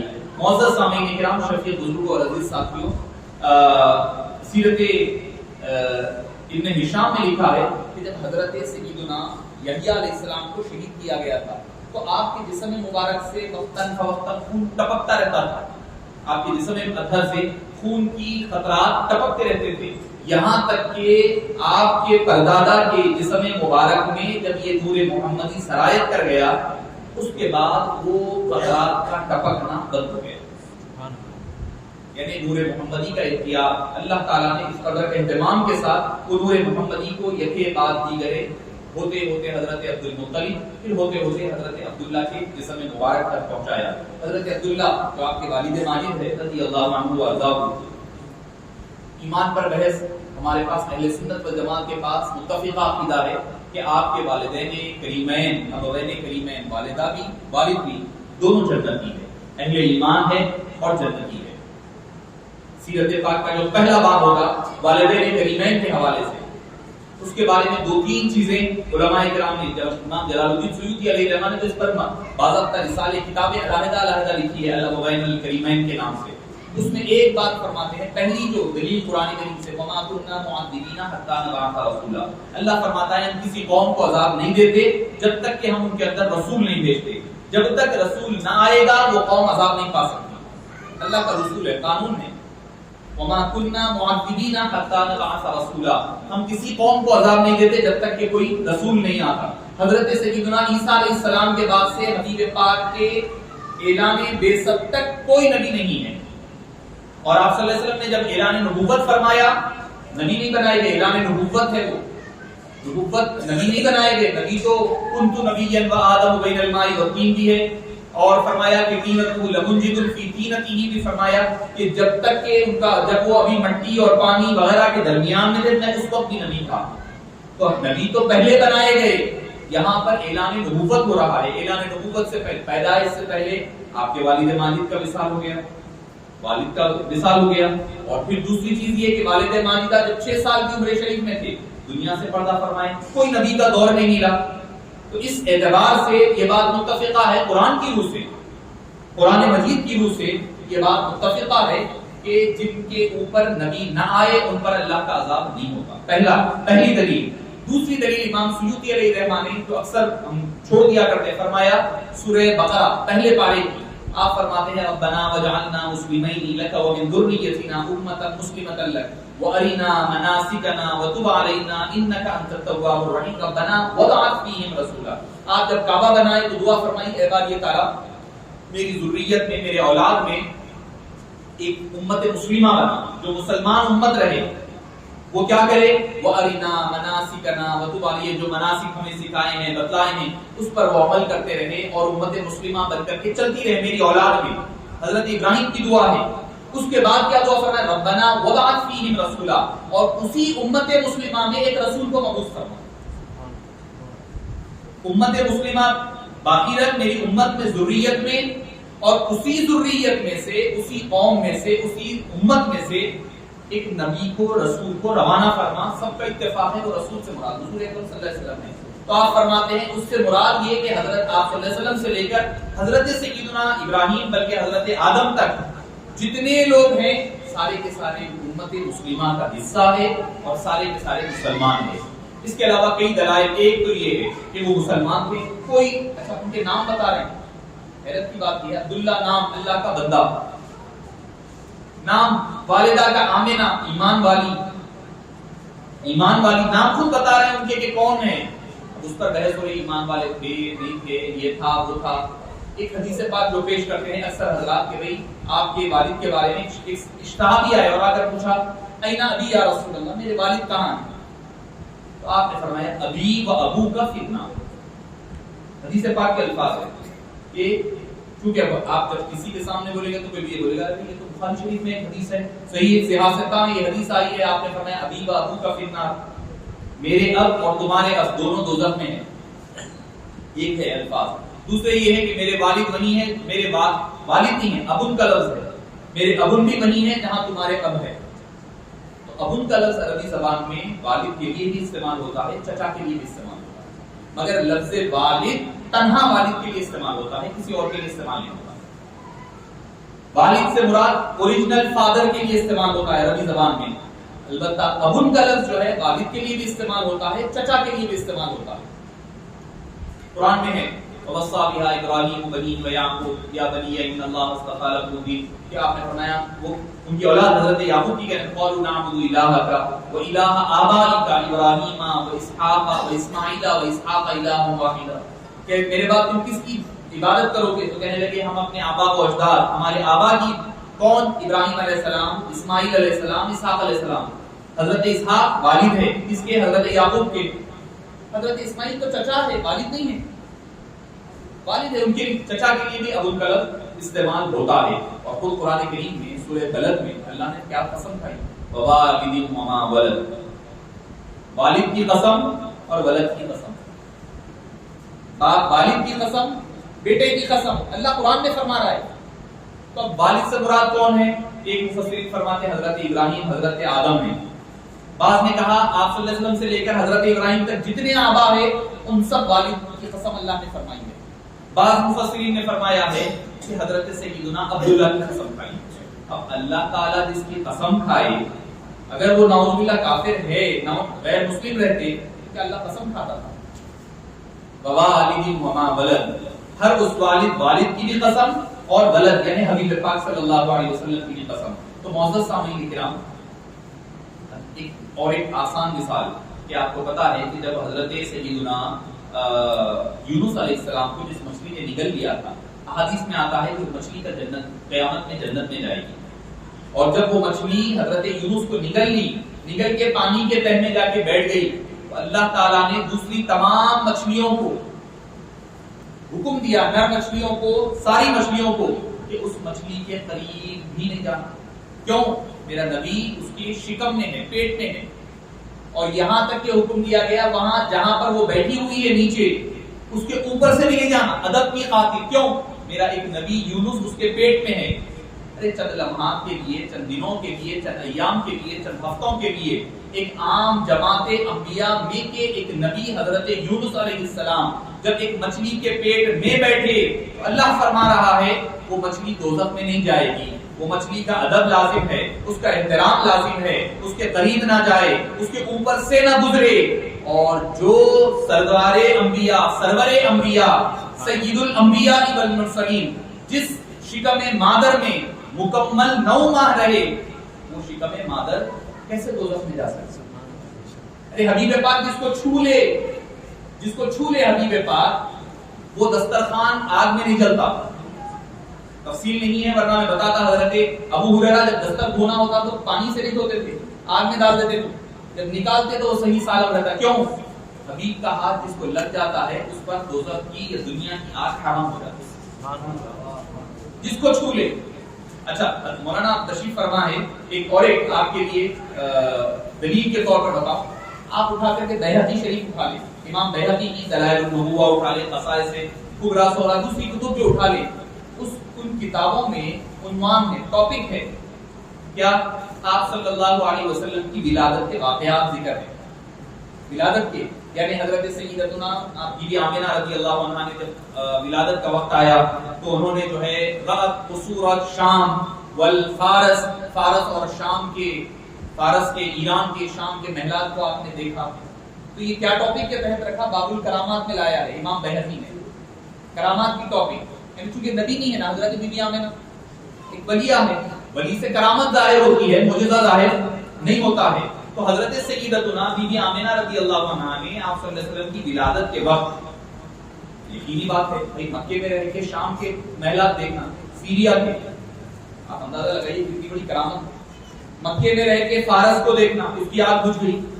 مکے میں رہ کے دیکھنا یمن میں آگ جل گئی، روشن ہو گیا. پھر خود فرماتی دوسری حدیث پاک میں کیا دیکھتی ہوں کہ مکہ کعبے کے اوپر جھنڈا لگایا گیا، آسمانوں میں جھنڈے لگائے گئے، مشرق میں مغرب میں جھنڈے لگائے گئے، ملائکہ آ رہے ہیں. بھائی عام عورت اگر کوئی ہماری مسلمان خواتین کی تو ہوتی ہے نا، عمل سے ہوتی ہے اور ولادت ہوتی ہے، کیا کوئی ایسا معاملہ دیکھتی ہے؟ وہ نہیں دیکھتی. حالانکہ مسلمان ہیں سارے، اس کے باوجود نہیں دیکھتی. وہ دیکھ رہی ہیں. اور امام بیہقی اس کو باب الکرامات میں لاتے ہیں. تو کرامات ولی سے شادی ہوتی ہے یا ولیہ سے شادی ہوتی ہے؟ ولی بننے کے لیے سب سے پہلی مین بیسک کرائیٹیریا کیا ہے کہ وہ مسلمان رہے. ولی ہونے کے لیے کوئی اللہ والے ہے تو سب سے پہلا کرائیٹیریا کیا ہے؟ مسلمان رہنا. مسلمان ہے تو ولی بنیں گے. مسلمان رہنا، متقی ہونا، تقویٰ، پرہیزگاری، متقی، ساری چیزیں ہوتے آگے جا کر کے وہ ولی بنتے ہیں. کہ کرامات کا ظہور ہو سکتا ہے، ضروری بھی نہیں ہے. تو معزز سامعین کرام، امام بیہقی چیپٹر باب الکرامات کا بنا کر کے بتا رہے ہیں یہ نہ صرف عام مومن بھی نہیں تھی بلکہ یہ ولیہ اپنے وقت کی ولیہ کامل تھی. اسی لیے ان کے ذریعے سے اللہ تعالیٰ نے کرامات کا ظہور فرمایا. دوسری روایت حضرت امام جلال الدین سیوطی علیہ رحمہ فرماتے ہیں کہ حضرت سیدنا آپ صلی اللہ علیہ وسلم نے اعلان نبوت کے بعد اپنے والدین کریمین کو دوبارہ زندہ کیا اور اس کے بعد وہ کلمہ پڑھے اور اپنے مقام پر اپنی قبروں میں آرام فرمائے. یہ ایک جو تیسری روایت ہے وہ یہ ہے کہ آپ صلی اللہ علیہ وسلم، آپ بولیں گے یہ کیسے ممکن ہے؟ ارے حضرت عیسیٰ علیہ السلام کرتے ہو تو سب مانیں گے، قرآن میں ہے نا، قرآن میں ہے نا. جب جو ہے وہ آواز دیتے تو مردے اپنی قبروں سے اٹھ جاتے، زندہ ہوتے اور پھر اپنے مقام پر سو جاتے. قرآن کریم میں ہے. سورہ بقرہ اٹھا کر کے دیکھیں، پورا مرا ہوا مردہ زندہ ہو کر کے گواہی دے دیا کہ بھئی ہاں میرے کو مارنے والے کون ہیں. ایسے کئی مثالیں قرآن کریم میں، حدیث میں بھی نہیں بول رہا میں آپ کو، قرآن میں موجود ہے.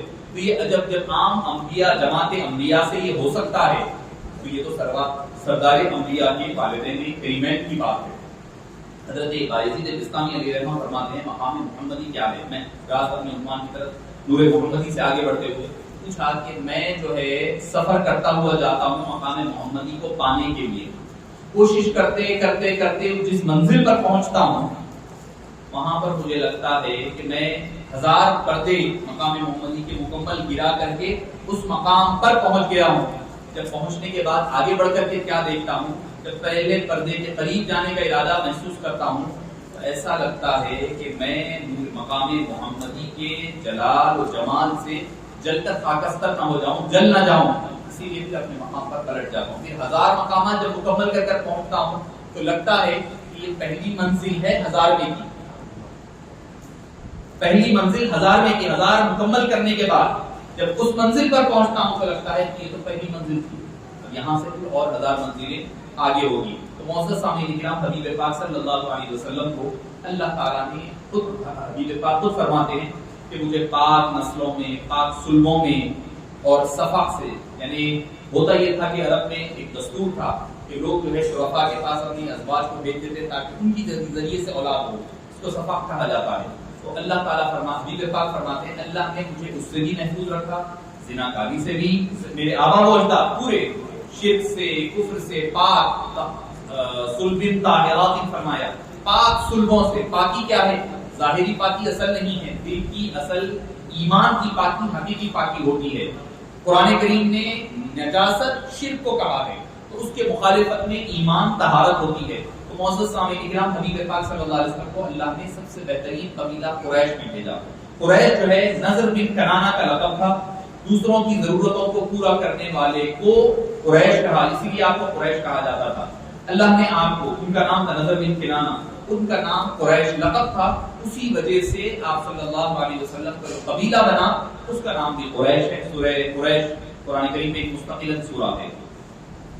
معزز سامعین کرام، مکے کے رمضان کا ایک روزہ 1 لاکھ رمضان کا اجر، اور بیماریوں کی وجہ سے عبادت نہ کر سکا تو جو ہے 7 سال کا اجر. کعبہ سب سے پہلے، کعبۃ اللہ شریف جو ہے اس کی عظمت کا اندازہ لگائیے.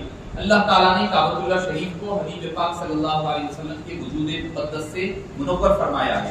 فرمایا کہ سب سے پہلے تو فرشتوں نے حضرت آدم علیہ السلام کی ولادت سے تقریباً 2000 سال پہلے فرشتوں نے بنایا. پھر حضرت آدم نے، پھر اس کے بعد طوفان نوح میں جب وہ گر گیا تو حضرت سیدنا ابراہیم علیہ السلام اور سیدنا اسماعیل علیہ السلام علیہ دونوں نے مل کر کے پھر کعبۃ اللہ شریف کی تعمیر فرمائی. اور پھر وہ جب گر گیا تو بنو جرہم نے، پھر عمالقہ نے تعمیر جدید کی، پھر قصی بن کلاب نے، پھر آپ صلی اللہ علیہ وسلم کی عمر شریف جب 35 سال کی اس وقت دوبارہ یہ کعبۃ اللہ شریف بنایا گیا. اس کے بعد وہ مختلف لوگ بناتے گئے اور بعد میں بنتا گیا. آپ صلی اللہ علیہ وسلم کے بعد کے دور میں بنا، پھر حضرت عبداللہ بن زبیر نے بنایا، ہوتے ہوتے اب تو کئی اس میں تعمیرات ہوئی ہیں. تو پہلا کعبۃ اللہ شریف جو تعمیر ہوا وہ فرشتوں نے بنایا، اور انسانوں میں سے سب سے پہلے حضرت آدم علیہ السلام نے بنایا. سب سے پہلے حضرت آدم نے، پھر بعد میں حضرت طوفان نوح میں سارا بہ گیا. اللہ تعالیٰ نے پھر حضرت سیدنا اسماعیل اور حضرت ابراہیم دونوں نے مل کر کے اس کعبے کی بنیاد کو دوبارہ سے رکھا ہے. تو معزز سامعین کرام، حبیب پاک صلی اللہ علیہ وسلم کی ولادت باسعادت کے بارے میں آتا ہے کہ ایک واقعہ خصوصیت کے ساتھ عرب کی تاریخ میں اہم ترین واقعہ مانا جاتا ہے. وہ یہ تھا کہ مسلمان یعنی کفار، آپ صلی اللہ علیہ وسلم سے پہلے جو نبی مکے میں تشریف لائے تھے وہ حضرت اسماعیل نے، آخری نبی علیہ السلام. ان کے بعد کوئی نبی کا سلسلہ نہیں، کوئی نبی نہیں آئے، تنہا نبی ہے حضرت اسماعیل علیہ السلام. بڑا طویل عرصہ گزر گیا. حضرت عیسیٰ آئے ضرور، وہ عرب کی سرزمین میں نہیں آئے بلکہ وہ فلسطین کی سرزمین جس کو شام کہتے تھے، کنعان کہتے تھے، اس ریجن میں آپ حضرت عیسیٰ علیہ السلام تشریف لائے. حضرت اسماعیل کے بعد سے کوئی نبی نہیں ہے. تو شرک اور کفر عام ہو گیا ہے، مگر پھر بھی کہیں نہ کہیں وہ ملت ابراہیم، حضرت ابراہیم کی جو تعلیمات تھی یا حضرت اسماعیل کی جہاں جہاں ضرورت پڑتی وہ استعمال کرتے، مانتے، جہاں ضرورت نہیں ہوتی اس کو بدل دیا کرتے. اب یہود و نصارہ کو، خاص طور پر نصارہ کو بڑی چڑ تھی ان حضرات سے. کیوں؟ کیونکہ یہ تو سمجھتے تھے کہ نبوت جو ہے ہمارے گھر کی چیز ہے. حضرت ابراہیم کے بعد حضرت اسحاق، اسی سے سلسلہ چل رہا ہے اور یہی چلے گا. حضرت اسماعیل ایک الگ بیٹے بن گئے تو ان کو حضرت اسماعیل اور بنو اسماعیل سے چڑ تھی. بنو اسحاق کو یعنی بنو اسرائیل کو وہ کوشش میں رہتے کہ کسی طرح ان حضرات کو تک پہنچائی جائے. جب ان کو پتا چلا کہ مکہ مکرمہ ہے، فلاں ہے اور اس کی عظمتوں کا اظہار ہے، ان کی اپنی کتابوں میں اس کا ذکر ہے، ان لوگوں نے اب تو ایسا ہو گیا ہے کہ ساری چیزیں کعبے کی طرح انہوں نے اپنے مقام پر بنا دی ہے. اس کو انہوں نے بال بک کے نام سے بنا لیا. ایک وادی بوکا ویلی بکا تھا وہ، بکا قرآن میں ذکر ہے ان اول بیت وضع للناس الذی ببکۃ مبارکا، تو انہوں نے اس کو بکا تھا، بکے کا نام بدل کر بکا گلی بنا دیا، عبادت کا ایک شہر آباد کر دیا۔ قبلہ ان کے پاس وہ کہتے ہیں وہ مکے سے مراد وہی ہے، صفا و مروہ ہے، عبادت کا ان کے پاس نام ہے تھوڑا سا تبدیل کر کر کے، تو انہوں نے تو سارا سسٹم وہاں پر فلسطین میں اسرائیل میں بنایا ہوا ہے۔ معزز سامعین کرام، حضرت سیدنا اسماعیل علیہ السلام کو یہ مانتے تھے کسی قدر کہیں نہ کہیں کوئی معاملات نہیں، مگر ہوا یہ کہ یہ تاک میں لڑائی جھگڑے میں رہتے۔ ایک جو بادشاہ گورنر تھا، بادشاہ بھی نہیں بلکہ گورنر کہہ لیں آپ، قیصر روم کے انڈر میں، نجاشی کے جو انڈر میں رہتا تھا، اس کو نام تھا ابراہا، اور اس کو یمن کے لیے خاص طور پر اپوائنٹ کیا گیا تھا ایز اے گورنر۔ وہ بڑا چڑتا تھا مکے والوں سے، عرب حضرات سے، تو اس نے کیا کیا کہ کیوں سارے لوگ مکے کے لیے جائیں؟ اس نے کہا میں ایک الگ سے علیحدہ ٹیمپل، علیحدہ گرجا گھر بناؤں گا، عبادت خانہ بناؤں گا، سارے لوگ مکہ جانے کی بجائے یہاں پر آئے۔ اور اس نے ایک خاص طور پر ایک ٹیمپل بہت خوبصورت ترین بنایا، اور اس نے کہا کہ تھوڑے دن کے بعد سب کے لیے لازم کر دوں گا کہ وہ مکہ جانے کی بجائے یہاں آئے۔ تیاری ہو گئی، سارا کچھ ماحول تیار کر لیا اس نے۔ کرنے کے بعد اب مسئلہ کیا ہوا کہ بنو امیہ کا ایک شخص وہاں پر گئے اور جا کر کے راتوں رات، امیہ بن خلف ہے غالباً یا کوئی اور ہے، راتوں رات اس ٹیمپل میں داخل ہوئے اور اس میں پوری گندگی کر کر کے، پوری توڑ پھوڑ کر کر کے واپس راتوں رات بھاگ کر آ گئے۔ یمن میں ہوا یہ، یمن سعودی عرب بالکل حجاز قریب قریب تھا، نجران، نجد وغیرہ یہ پڑوسی ہے ایک دوسرے کے، تو وہ راتوں رات پھر پلٹ کر کھا کر ادھر واپس ملک میں آ گیا۔ جیسے ہی ابراہا کو پتا چلا وہ آگ بگولا ہو گیا، وہ تو چاہتا تھا کہ مکہ گرا دے، بہانہ ڈھونڈ رہا تھا، اب تو اس کو موقع مل گیا۔ اس نے کہا کہ چلو فوج تیار کرو، ساری فوج کو تیار کیا، 40,000 کے قریب اس نے لوگوں کو لے لیا، اور روایت میں آتا ہے کہ 14 یا 17 ہاتھیوں کو رکھا اس نے۔ پہلی مرتبہ جنگ میں کوئی اگر سواری استعمال ہوئی ہے، ہاتھی، ایلیفینٹ، عرب تو دیکھے نہیں تھے، عرب کو تو معلوم نہیں تھا، نئی چیز تھی ان کے لیے، اس لیے کہ بھائی اونچے ہاتھی پر بیٹھیں گے تو نیچے والا مار بھی نہیں سکے گا، ایک کودل کر چلے جائیں گے، بولے اب چلو ہم جائیں گے کعبہ گرانے کے لیے، توڑنے کے لیے۔ اب یہ نکل کر کے سارے لوگوں کو لیتا ہوا طائف کی مقام سے آیا، آتے ہوئے اس نے وہاں کے طائف کے اور کئی لوگوں کو بھی جمع شامل کر لے کر آ کر کے وادی محصر، یعنی مکہ، مینا اور مزدلفہ دونوں کے درمیان ایک وادی ہے، ایک جگہ ہے، اس کو کہتے ہیں وادی محصر۔ اس نے آ کر کے اس میں خیمہ زن ہو گیا، وہاں بیٹھ گیا، اس ارادے سے کہ اب چلو کیا کریں گے، مکے والے کوئی اپنی طرف سے پہل کریں، میں کیوں پہل کروں، میں نہیں ماروں گا، پہل جنگ کا آغاز نہیں کروں گا، وہ لوگ پہل کریں۔ لہذا اس نے چھیڑخانی شروع کی۔ کیا کیا؟ سب سے پہلے حضرت سیدنا عبد المطلب جو آپ صلی اللہ علیہ وسلم کے دادا تھے، آپ کا اصل حقیقی نام تھا شیبہ، حضرت عبد المطلب کا اصل نام تھا شیبہ۔ شیبہ کہتے ہیں بوڑھے کو۔ جب آپ پیدا ہوئے تو آپ کے سر کے سامنے کا حصہ جو ہے سفید تھا بالوں کا، اس وجہ سے آپ کو شیبہ کہہ دیا گیا تھا۔ مطلب آپ کے چاچا کا نام تھا، آپ مدینہ منورہ میں پیدا ہوئے، حضرت عبد المطلب مدینہ پاک میں پیدا ہوئے، وہیں رہتے تھے۔ مکے کا ایک شخص آ کر کے دیکھا، دیکھ کر کے جا کر اطلاع دیا مطلب کو کہ آپ کا ایک بھتیجا وہاں پر ہے، مکے مدینے میں ہے۔ تو عبد المطلب یعنی مطلب گئے اور جا کر کے اٹھا کر لائے، اور جب ساتھ لے کر کے آئے تو لوگوں نے سمجھا یہ غلام لے کر آئے، اسی لیے آپ کا نام پڑ گیا عبد المطلب، مطلب کے غلام۔ اس دن سے ان کا نام ہی عبد المطلب پڑ گیا، ورنہ حقیقتاً آپ کا نام ہے شیبہ۔ تو حضرت عبد المطلب جو مکے کے والی تھے، مکے کے سردار تھے، لیڈر تھے، متولی تھے، آپ کے اس نے کہا کہ ان کو نہیں، ڈائریکٹ جو ہیڈ ہے، ہیڈ کے اوپر یہ اٹیک کریں گے۔ کیا کیا؟ آپ کے اونٹوں کو قبضے میں لے لیا، گرفتار کر کے لے کر چلے گئے۔ حضرت عبد المطلب کو جو پتا چلا کہ ابراہا کی فوج نے آپ کے اونٹ لے کر گئے ہیں، آپ فوری گئے، عام لکڑی ہے، ڈنڈا ہے ہاتھ میں، کوئی عرب کا جو دستوری لباس ہے لمبا سا توپ جیسا، وہ پہن کر چلے گئے۔ عام حالت، بولے کون ہے؟ عبد المطلب آئے، دیکھے تو وجاہت چہرے سے ٹپک رہی، کیوں نہ ہو، حبیب پاک کا نور مبارک، نور مصطفی ان کے صلب میں، ان کی پیشانی میں چمک رہا ہے۔ سامنے گئے، جا کر بڑی جوامردی کے ساتھ بولے کیا بات ہے عبد المطلب، کیوں آئے ہو؟ بولے میں نے مجھے اطلاع ملی ہے کہ آپ کی فوجیوں نے ہمارے اونٹ کو پکڑ لیا ہے۔ بولے عجیب حال ہے عبد المطلب، میں تو سمجھا تھا تمہاری فراست، تمہاری بردباری، متانت اور آپ کا دبدبا، وقار کی بات سنی تھی، میں سمجھا آپ آئے ہیں کچھ نیگوشیٹ کریں گے، کچھ بات چیت کریں گے کہ بھئی مکہ مت گراؤ، کعبہ میں جو گرانے آیا ہوں کم سے کم کعبہ گراتے گرا لو، ہم کو نہ چھوڑو، وغیرہ وغیرہ، یہ بات کریں گے سمجھا۔ آپ تو آ کر اپنے اونٹوں کی بات کر رہے ہیں۔ قربان جائیے، حضرت عبد المطلب نے کیا فرمایا؟ فرمایا اونٹوں کا مالک میں ہوں، اس کی نگرانی میرے ذمے ہے، کعبے کا کوئی مالک اور خدا ہے وہ اس کی نگرانی کرنے گا. میرے اونٹ ہے، میں نگران ہوں، میری ذمہ داری ہے اونٹوں کی حفاظت کرنا. کعبہ جو ہے اس کا خدا کوئی ہے، اس کا مالک کوئی ہے جو اس کی نگرانی کرے گا. ٹھیک ہے، وجاہت دے کر یہ جواب سن کر ڈر گیا، اونٹ چھوڑ دو. اب اس کے بعد اس نے ارادہ کر لیا کہ جا کر حملہ کریں گے. حضرت عبدالمطلب نے سارے مکے والوں کو جمع کیا، کہا کہ دیکھو ہم تو مقابلہ ان کا نہیں کر سکتے ظاہری طور پر، اب یہ معاملہ اللہ کے حوالے کریں گے. چلو سب مل کر کے طواف کیے، دعائیں کیے، اللہ کے دربار میں معروضہ رکھا. کعبۃ اللہ شریف کا علاقہ پورا مکہ وادی کا جو مکہ مکرمہ کی جو وادی خالی کر دیے، پہاڑوں پر جا کر انتظار میں بیٹھ گئے. اب کیا ہوتا دیکھیں گے. اب ابرہا جو ہاتھی لے کر آیا ہے، اب پہلی بار ہے عرب میں ہاتھی بہت بڑی بات، اسی لیے اس واقعے کو اصحاب فیل کہتے ہیں، واقعہ فیل کہتے ہیں. معزز سامعین اکرام، جو ابرہا جو ہاتھی پہ بیٹھ کر آیا تھا اس کا نام تھا محمود. جانوروں کے نام رکھتے ابھی بھی رکھتے ہیں، کیونکہ یہ وہ رکھتے نا، ہمارے پاس آج تو بھی نام رکھ لیتے، عرب میں بھی رکھتے تھے. محمود نام تھا. اس کا معاملہ یہ تھا، ہے اس کی انڈر میں نکیل انہیں پکڑا ہوا ہے، رائٹ لیفٹ لے جا رہی، چل رہا، کعبے کی طرف لے جا رہے ہیں، بیٹھ جا رہا. ہاتھی اس کا ہاتھی ہے، ہاتھی اس کا، اس کے ہاتھ میں نکیل، سب اس کے ہاتھ میں ہے. رائٹ لے جا رہے ہیں، جا رہا، لیفٹ لے جا رہے ہیں، جا رہا، کعبے کی طرف بڑھائیں گے، بیٹھ جا رہا. اللہ کے حکم کے تابع ہے. تو لاکھ نکیل پکڑے ہوئے ہوں گے، مگر اللہ چاہے تو اس پر بھی وہ جب تک یہ چل نہیں سکتا جب تک کہ اللہ کا حکم نہ ہو جائے.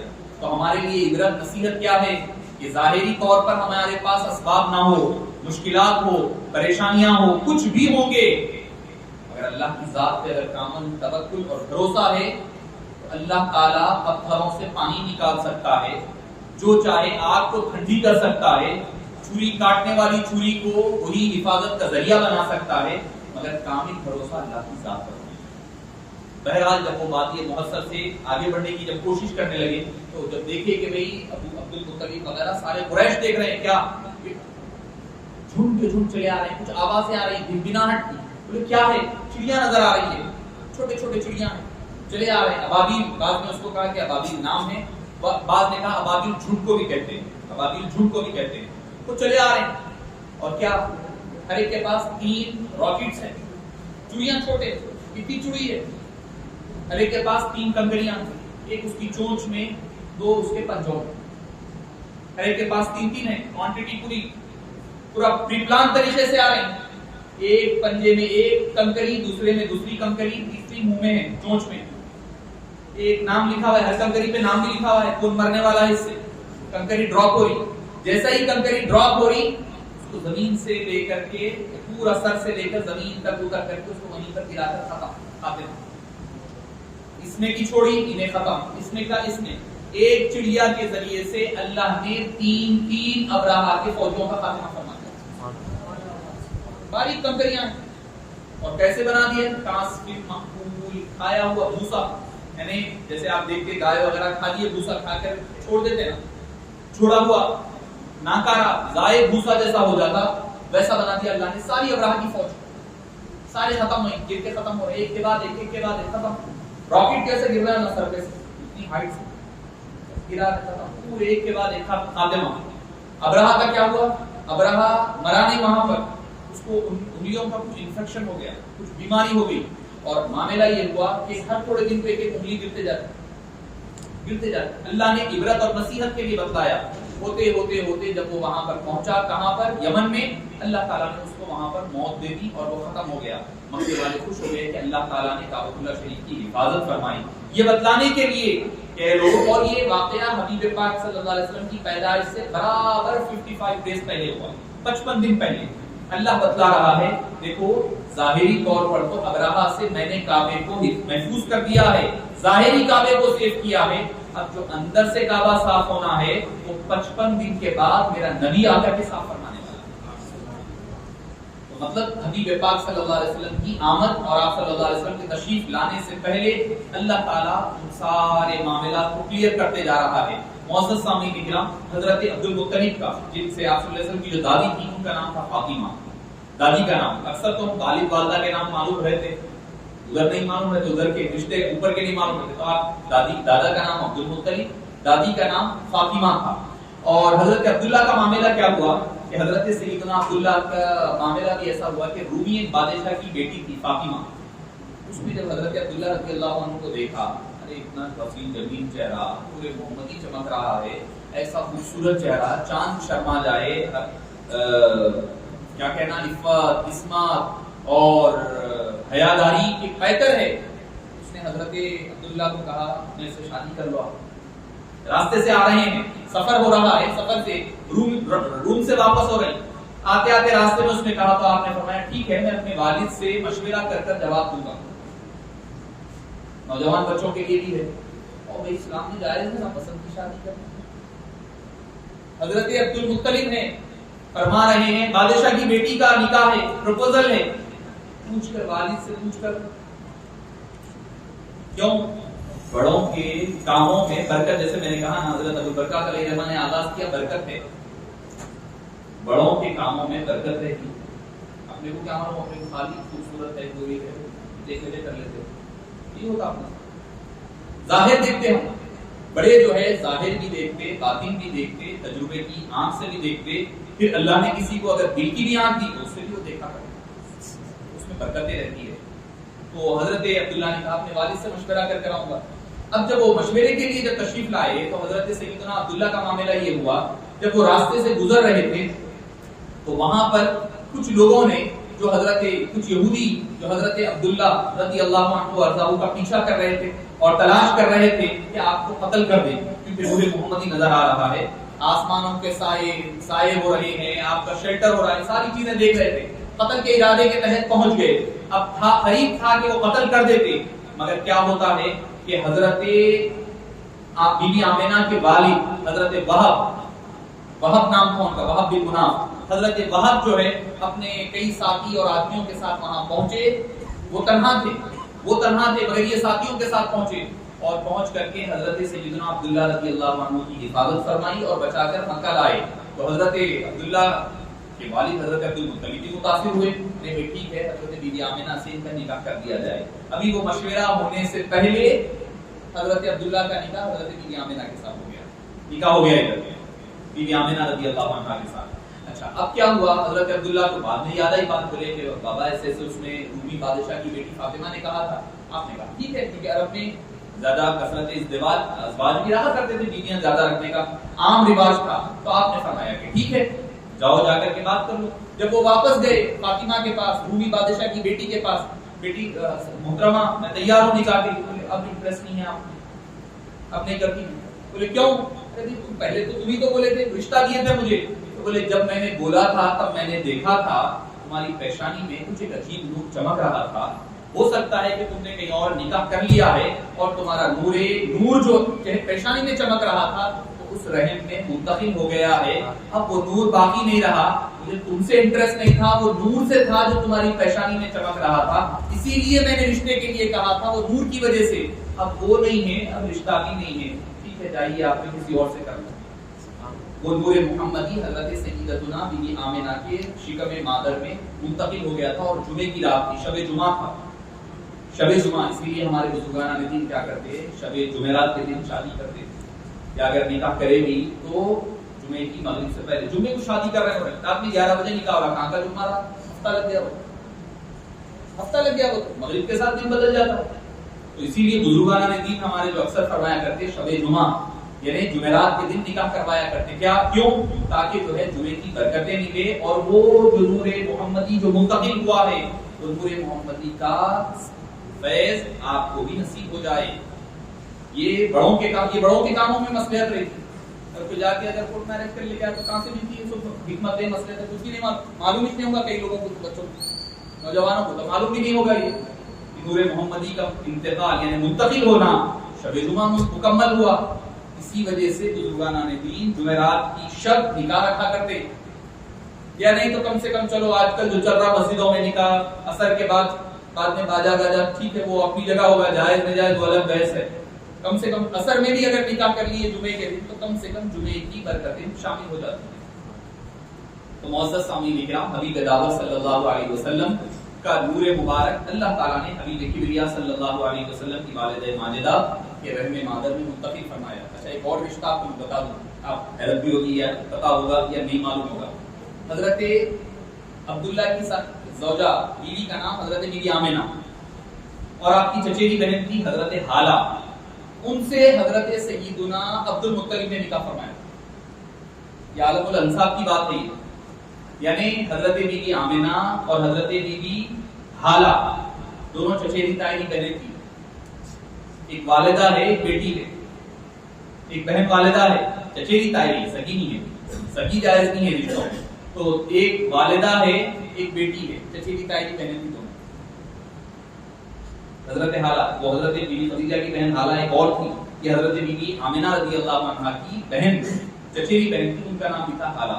تو معزز سامعین کرام، حبیب پاک صلی اللہ علیہ وسلم کا نور مبارک حضرت بی بی آمنہ رضی اللہ عنہا کے بدن مبارک میں منتقل ہوا، اور اس کے بعد پھر جیسے ہی یہ منتقل جیسے ہی ہوا، حضرت سیدنا عبداللہ رضی اللہ عنہ ارضاہ چونکہ بچوں میں ایسا تھا حضرت عبد المطلب کے میں جو اصل بات جو بولنا بھول گیا، ذہن سے نکل گئی بات، وہ یہ تھی کہ حضرت اسماعیل علیہ السلام کے بعد کیونکہ زمزم تو جاری ہو گیا تھا، زمزم جاری تھا، بنو جرہم جو قبیلہ باہر سے یمن سے آ کر بس گیا تھا، وہ قبیلے نے کیا کیا، جب حضرت اسماعیل کی اولاد پھیلنے لگی انہوں نے کہا آپ چھوڑ کر یہاں سے جائیے، لڑائیاں جھگڑے ہونے لگے دوسرے قبائل والے. تو جب بات ہوئی چھوڑنے کے لیے ان کو مجبور کیا گیا، تو وہ جاتے جاتے کیا کرے، زمزم کا جو کنواں تھا بند کر دیا، تھوڑا مٹی وغیرہ پتھر وغیرہ ڈال کے بند کر کے اس کی علامات پوری ہٹا دی. اب وہاں سے لے کے حضرت عبد المطلب کے دور تک زمزم ڈس اپیئر ہے ہی نہیں، کوئی نشانی نہیں ہے اس کا. حضرت عبد المطلب خواب دیکھے، کیا دیکھتے ہیں کہ ایک کوا ایک پرندہ آیا اور آ کر ایک مقام پر پونگے مار رہا ہے. مسلسل خواب آیا تو آپ کو جب بتلایا گیا یہ مقام زمزم کے کنویں کا ہے، تو آپ نے ارادہ کیا کہ زمزم کھود کر نکالیں گے. آپ نے فرمایا کہ بھئی آؤ سارے مل کر کے زمزم کا کنواں کھودیں گے پھر سے. انہوں نے کہا کہ وہاں پر بنو عدی جو تھا قبیلہ، جو حضرت فاروق اعظم رضی اللہ عنہ کا قبیلہ تھا، وہاں پر وہ لوگوں کا جانور ذبح کرنے کی مقام تھی. انہوں نے کہا کہ نہیں، ہم نہیں دیتے کھودنے کی اجازت نہیں دیتے، اور کوئی آپ کا ساتھ بھی نہیں دیتے. لڑائی جھگڑا ہوا، اس کے بعد آخر میں جب وہ لوگ بولے ہم ساتھ تو نہیں دیتے آپ کا، کم سے کم. حضرت عبد المطلب نے منت مانی، اللہ تعالیٰ اگر مجھے 10 بیٹے دے گا، 10 بیٹے اور وہ جوان ہو جائیں گے، میں ایک بیٹے کو جیسے حضرت ابراہیم نے اپنے بیٹے کو ذبح کرنے کا ارادہ کیا، ویسے ہی ایک بیٹا اللہ کی راہ میں قربان کر دوں گا، ذبح کر دوں گا. اگر 10 ہوئے، جوان ہو گئے اور میری اس کام میں مدد کرے تو میں کروں گا، قربان کر دوں گا.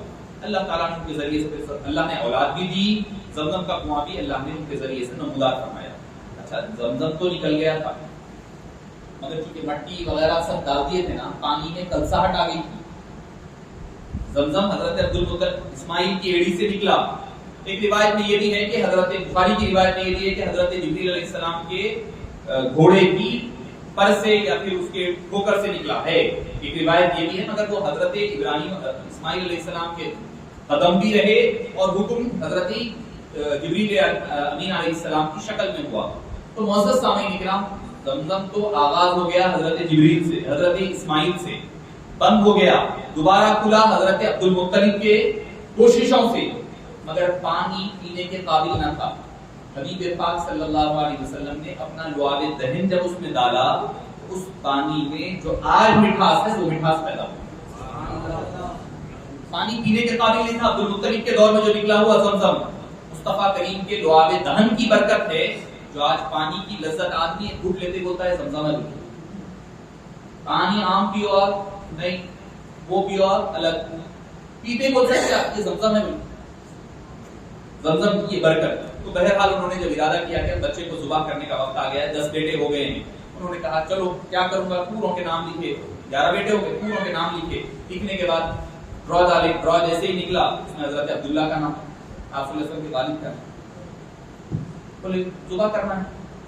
لوگ بولے خاندان والے اتنا خوبصورت بچہ ہے، اتنا شرمیلا، اتنا حیادار بچہ ہے، یہ بچے کے بارے دیکھو، ذرا چہرہ دیکھو، پیشانی دیکھو، بچے کے چال چلن دیکھو. نہیں، ہم نے اجازت نہیں دیتے. کیونکہ ننیال والے آ گئے، حضرت عبداللہ کے، حضرت فاطمہ کے خاندان والے، نہیں ہم ذبح کرنے نہیں دیتے. کیا کرنا پھر؟ تو وہاں پر سلمہ نامی ایک خاتون تھی جو کیا کہنا چاہیے کہ کوئی یہ کہ وہ منتر وغیرہ پڑھنے والے بھی تھے، اور ساتھ ہی ساتھ وہ جو قرآن دازی وغیرہ ہوتی ہے وہ ساری چیزیں اور کاہنہ وغیرہ بھی ہوا کرتے. اس نے کہا ایک کام ہو سکتا ہے، سبسٹیٹیوٹ کیا ہوگا، ایسا کرو آپ ساروں پر چٹھیوں پر نام لکھو بچے کے. حضرت عبداللہ کا نام لکھو ایک چٹھی پر, ایک چٹھی پر 10 اونٹ لکھو, ڈرا کرو. اگر حضرت عبداللہ کا نام نکلا تو پھر 10 اونٹ کو 20 اونٹ کر دو, پھر ڈالو. پھر جیسے ہی جب تک کہ حضرت عبداللہ کا نام نہیں نکلا اونٹوں کا ڈرا کرتے رہو. جب اونٹا نکل گئے تو اتنے اونٹوں کو ذبح کرو, یہ اس کا فدیہ ہو جائے گا. حضرت عبدالمطلب بولے ٹھیک ہے. دونوں چٹھیاں ڈالیں, حضرت عبداللہ کا نام 10 سے 20 ہو گئے, 20 سے 30 ہوتے ہوتے 100 اونٹ ہو گئے. اب 100 اونٹ جب ہوئے تو اس کے بعد حضرت عبداللہ کے نام کی بجائے اونٹوں کی چٹھی لکھی. اب سارے خوش ہو گئے, بھائی حضرت عبداللہ کی جان بچی اور 100 اونٹ دینا ہے. حضرت عبدالمطلب بولے نہیں, ایسا نہیں ہو سکتا, یہ اتفاق ہو سکتا ہے, ایک بار نکل گیا, اللہ کی مرضی ہے نہیں, یہ کیا معلوم. ہم نہ رہتے ارے بھائی جان چھوٹی لاکھ پائے بھاگو یہاں سے ہوتے ہیں. حضرت عبدالمطلب تھے, وہ بولے نہیں, اور ایک مرتبہ ڈالو, اور ایک مرتبہ ڈالے. اونٹوں کا نام 100 اونٹ, بولے اور ایک مرتبہ ڈالو. آپ اندازہ لگاؤ کیا حال ہوگا لوگوں کا. حضرت عبداللہ کا عالم سوچے آپ وہاں پر, حضرت عبدالمطلب کا اللہ کی ذات پر, اللہ کے حکم اور اس کے اذن کے مطابق کرنے کا آپ معاملہ دیتے. بولے 3 مرتبہ دلوایا, جب 3 مرتبہ اونٹوں کا نام نکلا تو بولے ہاں اب میں مطمئن ہو گیا, اللہ کی مرضی یہی ہے. 100 اونٹ ذبح کروائے, 100 اونٹ. اور روایتوں میں آتا ہے کہ کئی دن تک عرب کوئی کھانا نہیں پکاتے. صبح ہوئے آئے یہاں پر اونٹا پک رہے, ڈیلی کٹ رہے پک رہے, اونٹ کھاتے جا رہے, کئی دن تک کھانا نہیں پکا عرب میں, پورے مکہ مکرمہ میں. اور یہ کیا ہے, حبیب پاک صلی اللہ علیہ وسلم نے فرمایا کہ میں 2 ذبیحوں سے بچ کر آیا ہوا ہوں. ایک حضرت اسماعیل ہے, جب ذبح ہو جاتے تو حضرت عبداللہ نہیں آتے, اگر حضرت عبداللہ ذبح ہو جاتے تو حبیب پاک نہیں آتے. وہ تو سارے اللہ کے فیصلے تھے, اللہ کی مرضی تھی, اللہ کے منشے تھے, بتلانا تھا. فرمایا میں 2 ذبیحوں سے بچ کر آیا ہوں, ایک حضرت اسماعیل, ایک خود اپنے والد ماجد جن کو اللہ نے ذبح ہونے سے بچا لیا. آج کی گفتگو کو ہم یہیں پر روکتے ہیں چونکہ کمیونٹی گفتگو تھوڑا طویل تھی, اس وجہ سے انشاءاللہ کل سے گفتگو ہوگی وہ تیزی کے ساتھ آپ صلی اللہ علیہ وسلم کی سیرت پاک کے جو نمونے ہیں آپ کے سامنے پیش کرنے کی سعادت حاصل کی جائے گی. ربنا تقبل منا انك انت السميع العليم وتب علينا انك انت التواب الرحيم. آتنا من لدنك رحمة وهيئ لنا من امرنا رشدا. ربنا اغفر لنا معاصينا وتفضل برحمتك فينا سبقت رحمتي على غضبي. قل تفرحم بسيد العرب وبأصحابه وعترته حافظ شرعه وسنته وسهل يا إلهي كل صعب بحرمة سيد الأبرار صاحب. اے باری تعالی حاضرین مجلس کے حاضری کو قبول فرما. تمام حاضرین جو منتیں مرادیں مقاصد لے کر کے تشریف لائیں, باری تعالی حبیب پاک صلی اللہ علیہ وسلم کے میلاد پاک کے اس پہلی دن اور پہلی رات کے صدقے و طفیل باری تعالی ہر ایک کی مرادوں کو, منتوں کو, مقاصد کو پورا فرما. اے پاک پروردگار جو بے اولاد نے اولاد عطا فرما. حبیب پاک کی ولادت با سعادت کے صدقے بے اولاد کو اولاد عطا فرما, بے اولاد کو اولاد عطا فرما. اے باری تعالی جو قرضدار ہیں ان کے قرضوں سے نجات عطا فرما, جو پریشان حال ہے ان کی پریشانیوں کو دور فرما, جو مہلک بیماریوں میں مبتلا ہیں ان پر خاص رحم و کرم فرما. اے پاک پروردگار جو بے روزگار ہیں انہیں روزگار عطا فرما, جو برسر روزگار ہیں ان کے روزگار میں خیر, برکت, رحمتیں, وسعتیں, برکتیں عطا فرما. اے باری تعالی جتنے ہمارے پیر بھائی حضرات نے اور مدرسے برج عالیہ رحمہ کے اساتذہ نے, ٹیوٹرز نے اور مسجد ہزار کے تمام خدام نے, جن جن لوگوں نے باری تعالیٰ دامے دیرنے سفر میں حصہ لیا ہے, ان تمام کی زندگیوں میں اور اعمال میں, ان کی عمر میں, آل مال اولاد میں باری تعالیٰ برکتیں رحمتیں عطا فرما. ان کی جوانیوں کو سلامت باکرامت عطا فرما, نور محمدی کا نور عطا فرما. اے پاک پروردگار نور محمدی کے صدقے ان کی روح کو جو نور محمدی سے بنی ہوئی ہے باری تعالیٰ اس کو خوب جلا عطا فرما دے. باری تعالیٰ جتنے حضرات حاضرین جمع ہیں, جتنی خواتین جمع ہیں, ان تمام کی حاضری کو شرف قبولیت عطا فرما. ہماری دعاؤں کو اپنی دربار صلی اللہ علیہ وسلم کے صدقے کو قبول فرما. صلی اللہ تعالی وسلم علی سیدنا محمد و آلہ وصحبہ اجمعین. محمد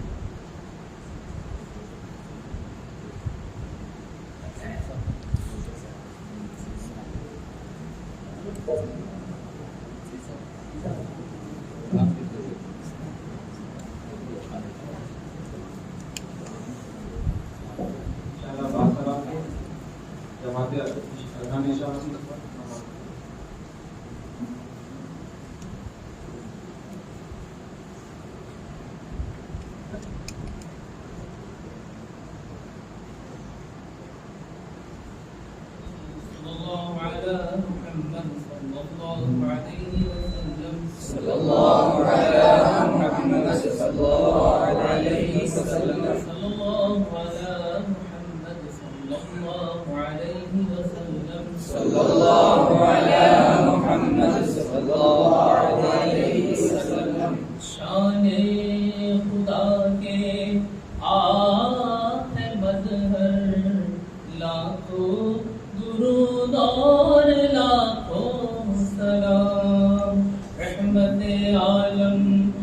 اپنے پیغمبر لاکھوں درود اور لاکھوں سلام شان خدا کے آپ مظہر لاکھوں درود اور لاکھوں سلام رحمت عالم اپنے پیغمبر لاکھوں درود اور لاکھوں سلام آپ کا رتبہ آپ کی عظمت ہم کو آپ کا رتبہ آپ کی عظمت ہم سب کو قرآن بتایا تبھی تو بھیجا خالق اکبر تبھی تو بھیجا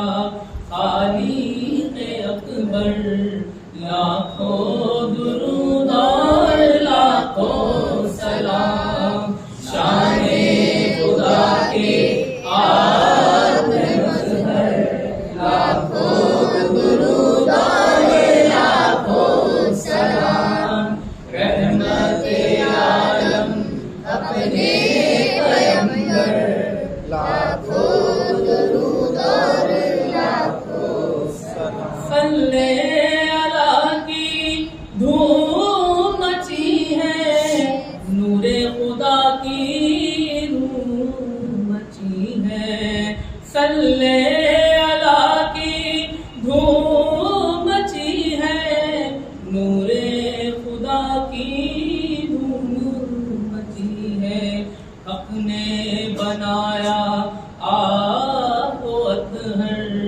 لاکھوں درود اور لاکھوں سلام شان خدا کے آپ مظہر لاکھوں درود اور لاکھوں سلام رحمت عالم اپنے پیغمبر لاکھوں درود اور لاکھوں سلام